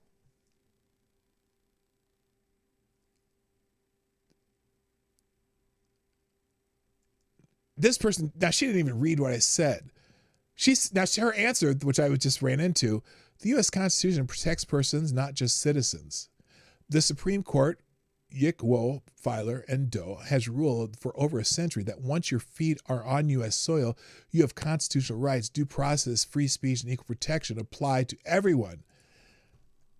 Oh, she blocked me! She blocked me so I can't reply! Oh my God, you fucking cowards. I hate that shit. You don't want to have a discussion because I can tell you that, yes, you do have constitutional rights. You do have due process. You do have free speech. You do have equal protection. However,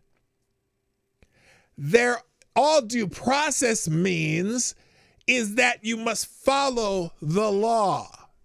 The law regarding illegal aliens, people who cross our border in an illegal manner, is not the same. The due process is already written into law. It could be a different process for someone who has a different status. So your due process is not necessarily going to look the same. All it means is that you follow the law as enacted by Congress and enforced by the courts. So, for example, someone who crosses our border illegally does not have a right to a hearing to be sent back to where they came from in every case. In fact, it's more rare than not rare. If you cross our border illegal, but if you do go through the due process, you could end up in jail for 6 months. So, just because due process doesn't mean you get a trial for everything. You don't get you don't have to go to a hearing for a traffic ticket either. Due process just means you can pay the ticket and not deal with it without any criminal penalties. So, okay. So the criminal law for people who cross our border illegally, due process means they can send your ass home without a hearing. But of course, she blocked me because she's a coward. So there you go. That was that little ditty this morning. Let's see. Is there anything else in here? Due process for baking a cake is different than due process for grilling a steak. Exactly. They're different. It doesn't mean that due process doesn't mean that everything is treated the same. The law may not treat everything the same. Your process within the law might be different depending on your different situation.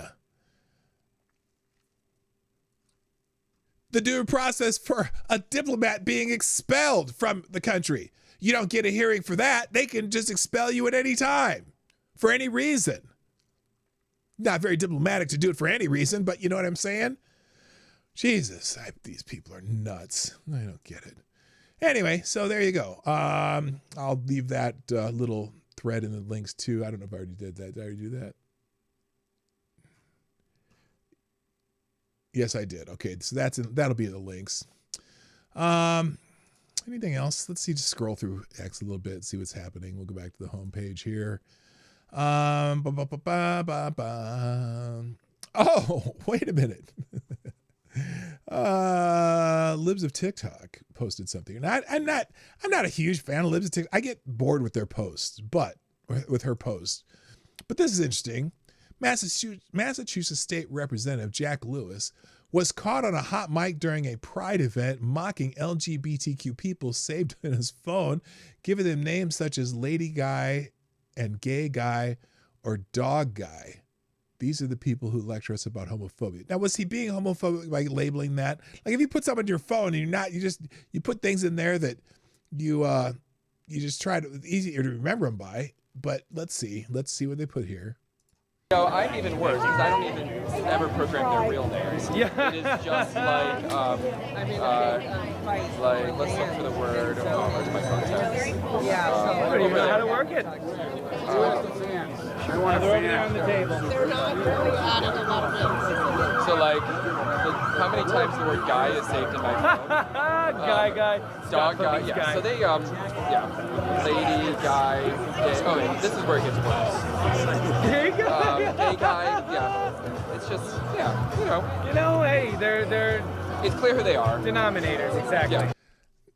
Okay, I think she's making a bit too much out of it. Look, you put things in your phone so you can remember who you're talking about. Like anyone I work with at UPS, I put UPS behind their first name so I can remember which person this is, because I don't, a lot of times you don't know the last names of people you work with. You never find out, because that's not even an important part of your job. So I have a lot of people I work with at UPS that I'll put UPS. Okay. I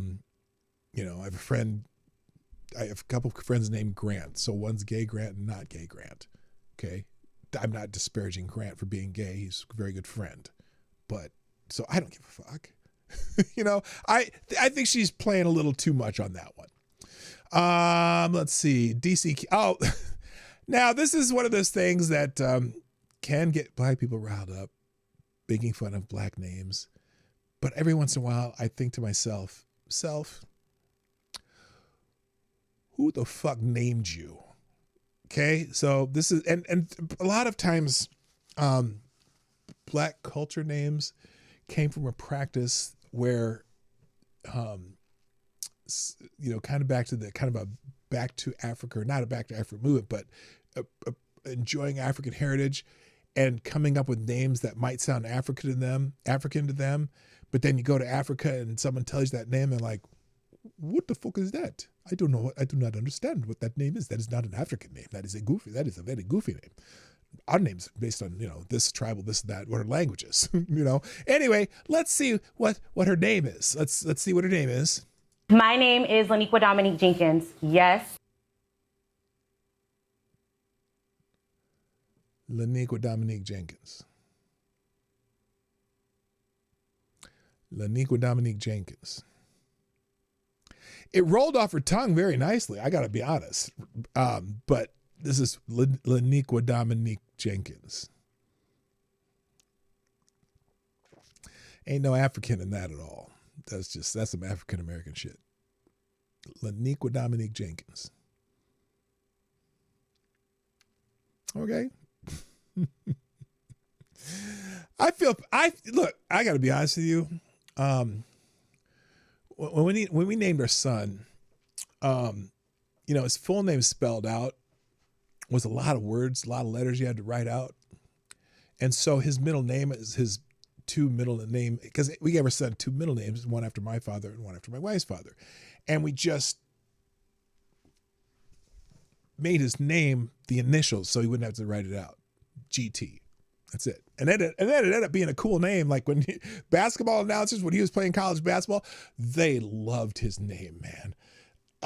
They loved that name. They would, every time, even in the opponent's arena, they would say his name like he was a superstar. It was funny. We'd laugh every time we hear him in an opponent's arena, because they would say it just like they were announcing in Madison Square Garden or some shit, because the name was cool, right? If you're just, and for the opponent's lineup, we have James Wilson. That's not an exciting name to say for an announcer, but to say my son's name, woo, they loved it. Anyway, let's finish this video. Laniqua Dominique is one first name. I say that because I believe in showing up honestly and authentically, and that starts with having people say your name and or your pronouns. Oh no! No, you don't have to say the pronouns. You don't have to introduce yourself with your pronouns, because usually if they're talking to you, they already know who they're talking to. But if they're talking to somebody else, they would just want that somebody else to know who they're talking about, most likely to understand who they're talking about. And if I'm talking about that woman over there, or even if it's a trans person, but they look like a woman, for the person I'm talking to, it's important for me to just say, yeah, her over there. Okay? I'm not going to go up and ask, well, what are your pronouns so I get them right? No, I just want the person I'm talking to know who the fuck I'm talking about. So the pronouns don't matter. The pronouns are for me and their understanding, not for your validation. And I'm sorry, I'm not going to say, I'm just going to say Miss Jenkins. Miss Jenkins or Miss Jenkins, whatever. I'm not going to say Laniqua Dominique every fucking time I talk to you. I'll be saying Miss Jenkins because it's easier and it's correct. I've served in several capacities. I've been an ANC commissioner. Okay. I've been a business owner for over a decade in the District of Columbia. Okay. I've worked for former and current council members. I even have a school and an orphanage in East Africa. Okay, what does that have to do with you? What does that have to do with you running for office in the United States?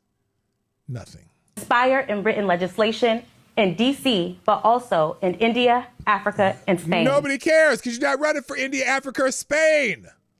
Why? That's not relevant to what you're running for, honey. My platform is pointed towards the 3 E's: equity, education. Equity, run.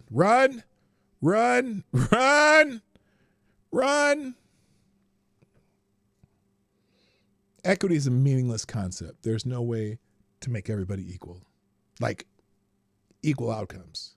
There is no way to make everybody have equal outcomes. There is no way to make everybody have equal outcomes other than unless you make everybody destitute. It's the only way. There's no way, because people are not equal.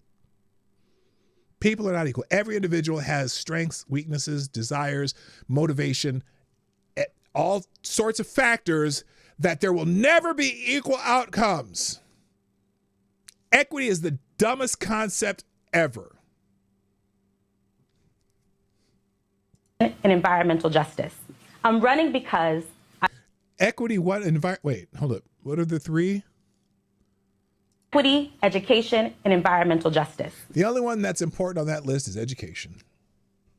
Environmental justice also means nothing, because to them, people who use that term, I don't mean her or black people, whatever, to anyone who uses the term environmental justice, justice is not, justice is for individuals, not groups.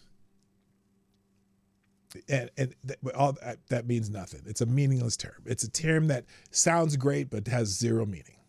I'm running because I've done the work, I understand the systems, and I'm ready to create change and positive impact for people in the District of Columbia. Thank you, and I look forward to tonight's conversation. Great. Thank you, Miss Dominique, or whatever. Thank you, Miss Jenkins. Thank you, Miss Jenkins. Laniqua Dominique. You're a Miss Jenkins forever in my heart, young lady. All right, I'm going to skip this. All right, so one of the controversies of the UFC fight is apparently one of the fighters on the live broadcast from the White House called Michelle Obama a man. Now, we all know, well, I don't know if we all know. I know that Michelle Obama is not a man. Probably not a cool thing to do. It's a funny meme, but it has ruffled many feathers.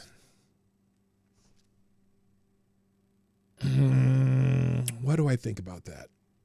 I'm here to tell you right now, we don't care. I think it's stupid, and I moved on. So someone made a AI video of the dude beating up Michelle Obama. I don't like it. I just think that's stupid. But some of you might like it, so you'll find it anyway. California Governor Gavin Newsom said on Monday that the Department of Justice is investigating him as well as his wife, and claimed that President Trump is coming after me because I'm considering running for president. Wow, that sounds familiar. That sounds familiar, don't it? Or maybe he's just a shady motherfucker. He is a shady motherfucker. There's an ABC News article that you can read if you'd like. Keep scrolling here. This summer, street lamps in Northport will honor local veterans, causing huge LGBTQ outrage, not satire. Oh, let's see this one. This will be interesting. Let me full screen this. We love and support our vets, but the Hometown Heroes program was apparently given the rights to these lampposts from May to November, which is... Oh, they're mad they honored vets. My dad was up on one of these posters in Marshalltown, Iowa. I was really proud. Went and took some pictures of it. And also both my uncles, Rudolph and Randolph, they're twins, were also in the military, and also several. My dad's cousins, all of them were in the military. And they had these signs up for my father. And I was very proud to go there when they were up to see them. It was very cool. But anyway, I digress. Apparently this guy's upset that they are going to honor veterans instead of putting up rainbow flags.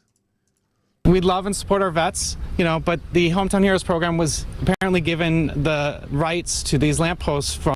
So that should be the end of the story. The hometown vets were given right to the lamp post From May to November, which is the entire outdoor season. Right. Okay. So they decided to take an entire year because they did this in Marshalltown, Iowa, too. They had those banners up for about 6 months because you're honoring the heroes of your town. So put rainbows everywhere else that you want to. Put rainbows everywhere else you want to for Pride, but they got permission to have those up from May till October. It doesn't leave room for other community members. We'd love and sure it does. Next time, put your petition in this year for next year. Get over it. Sorry, someone got there first. I mean, that's fair. Let's see. Oh, wait a minute. The counter programming to Trump was a disaster. Let me see. I'm going to find this specifically. I'm not going to. Jeffrey's cool and all, but the counter programming to the UFC fight. Let me see if there's counter. See if we can find some good video because I want to show you the amazing counter programming to the America 250 celebration. This is amazing. Let's start with Bette Midler, who was awesome. I mean, she is such an exciting performer. I got to tell you, I am so inspired by this.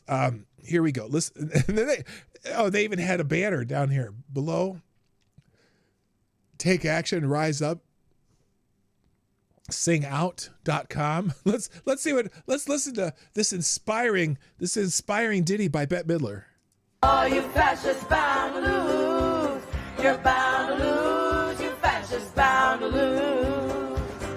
Hey there, all you fascists. Let me put you straight.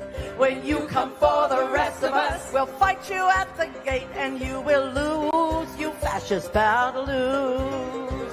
Oh, you.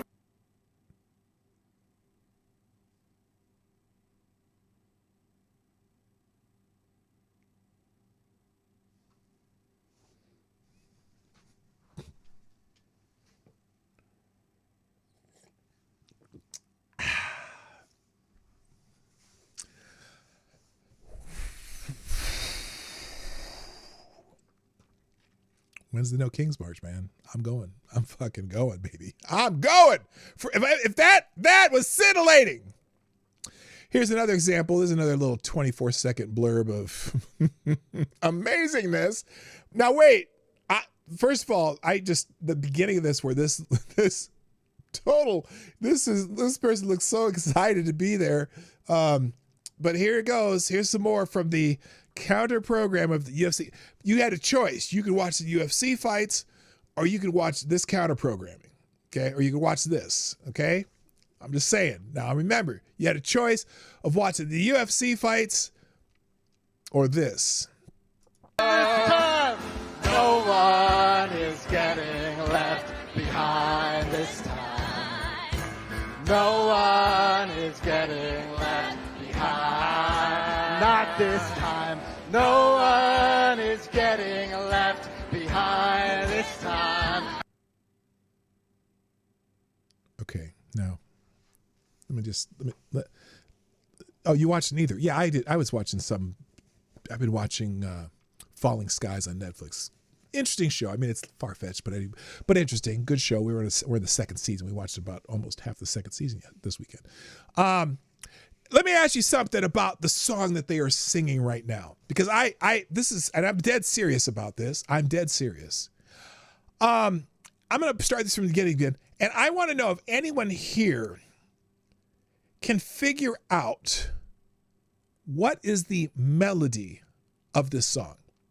Okay, listen again. See if you can figure out what the melody of this song is. And how, because I'm wondering how they chose the singers, first of all. Is anybody? The melody of the song. No one is getting left behind this time.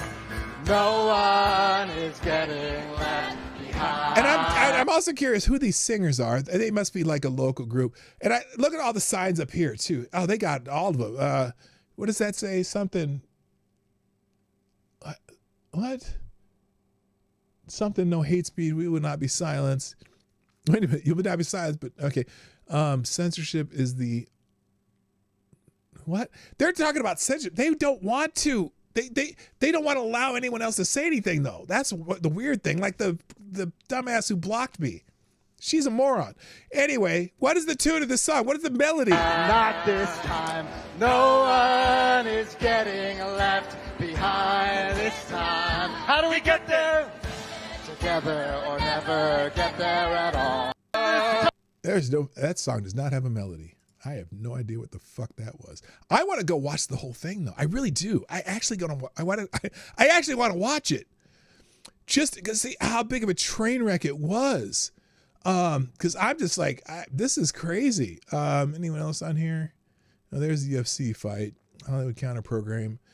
Let's look at a town hall article on this one.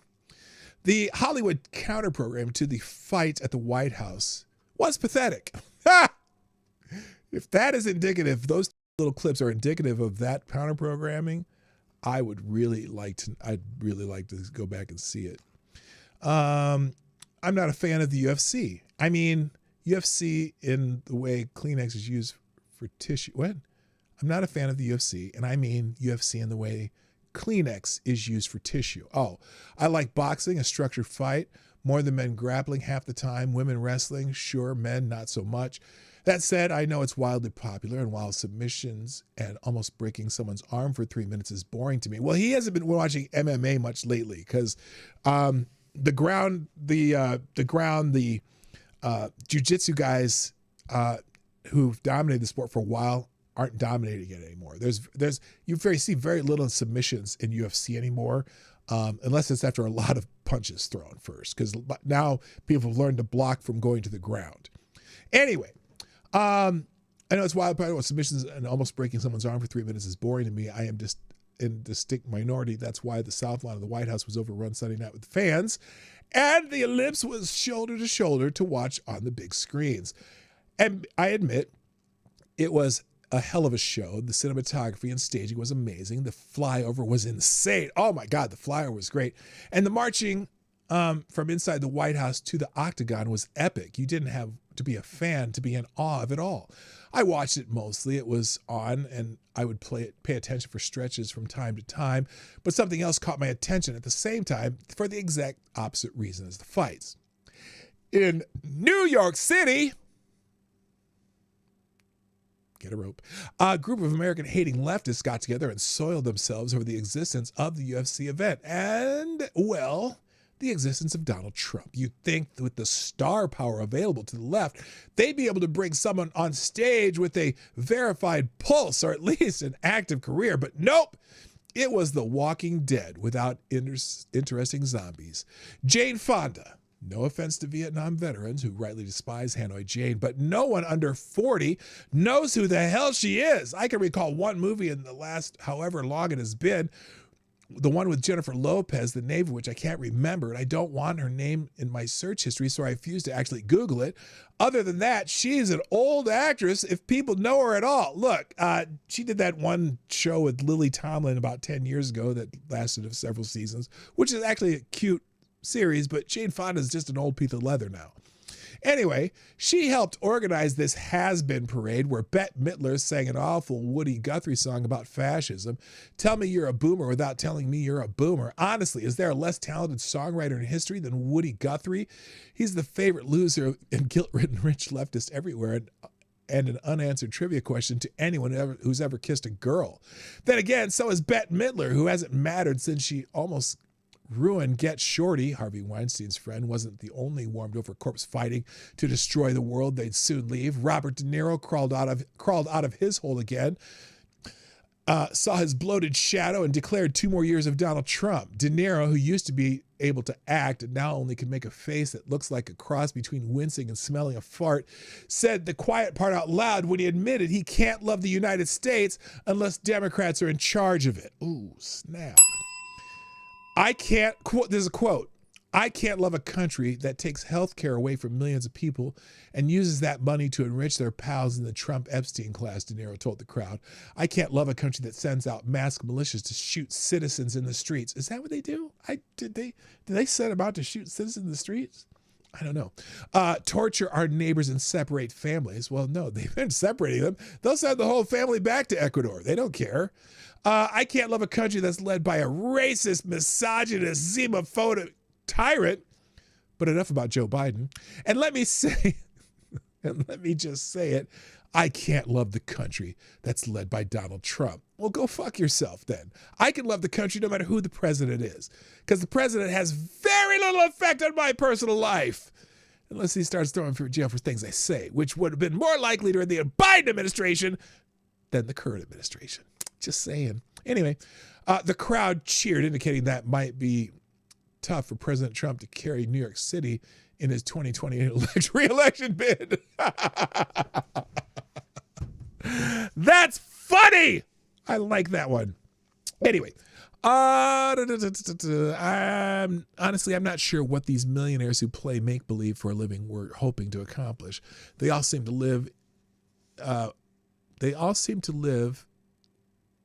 have a gene that prevents their brains from processing the fact that it's no longer 1967, you morons. The production value of this awful show were on par with the bad high school play, and someone needed to pay for a sound guy to avoid the awful sound of cows slowing being run over down by a steamroller. That was the collective musical number. Oh my God, that's funny. Hang on a second. Let me see if they got a link. Let me see the link. Do they have the whole thing? Please tell me they have the whole thing. Oh no, that's the same 23 seconds. Damn it. This was the counter event to UFC at the White House. I think the culture war is over, guys.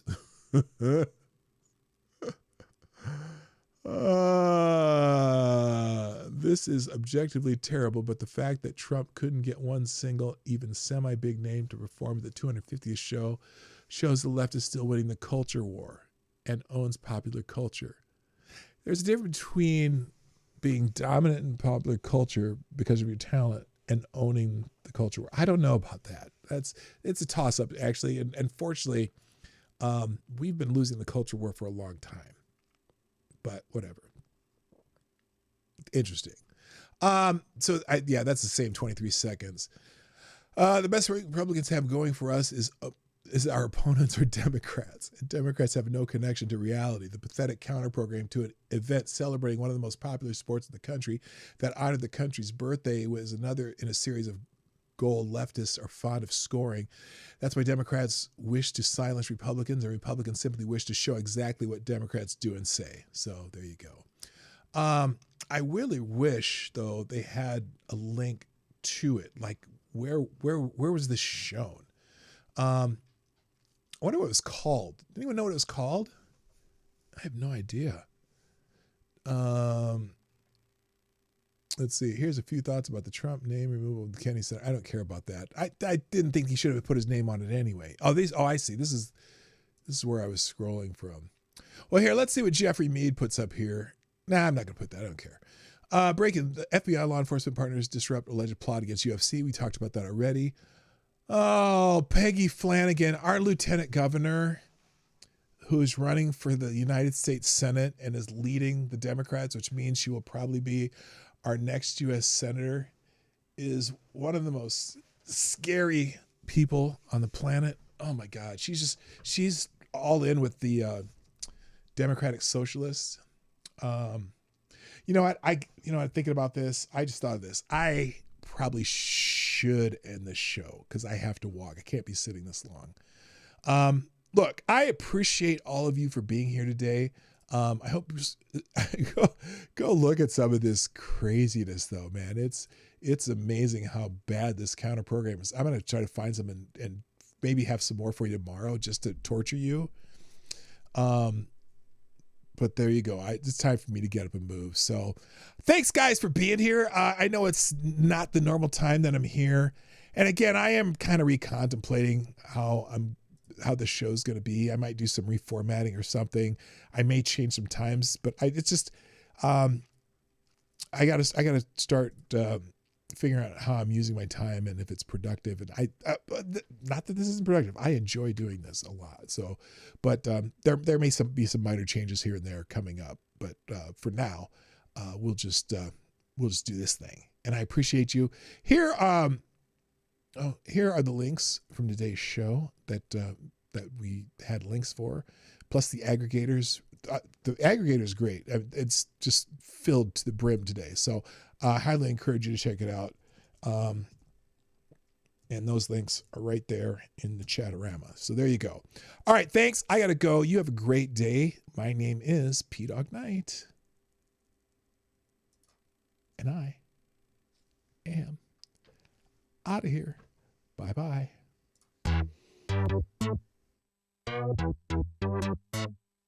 Hey, this is PDawgKnight, and thank you for watching today on the PDawgKnight channel. If you have an observation or remark you'd like to make about this video or my channel, I absolutely welcome you to write it in the comments section down below. I really look forward to hearing from you. And before you go, if you like what you saw but you're not already subscribed, please make sure you hit the subscribe button and definitely click that bell that pops up afterward so you'll be notified when I post new videos or when we go live. I broadcast my live show, The Morning Night Live, Monday through Friday at 10 a.m. Eastern, 9 o'clock Central. A special thank you to all supporters of this channel who share our videos on social media and who make donations through the Streamlabs link, which is also in the description down below. Thanks again, and until next time, I'm PDawgKnight, and I'm out of here.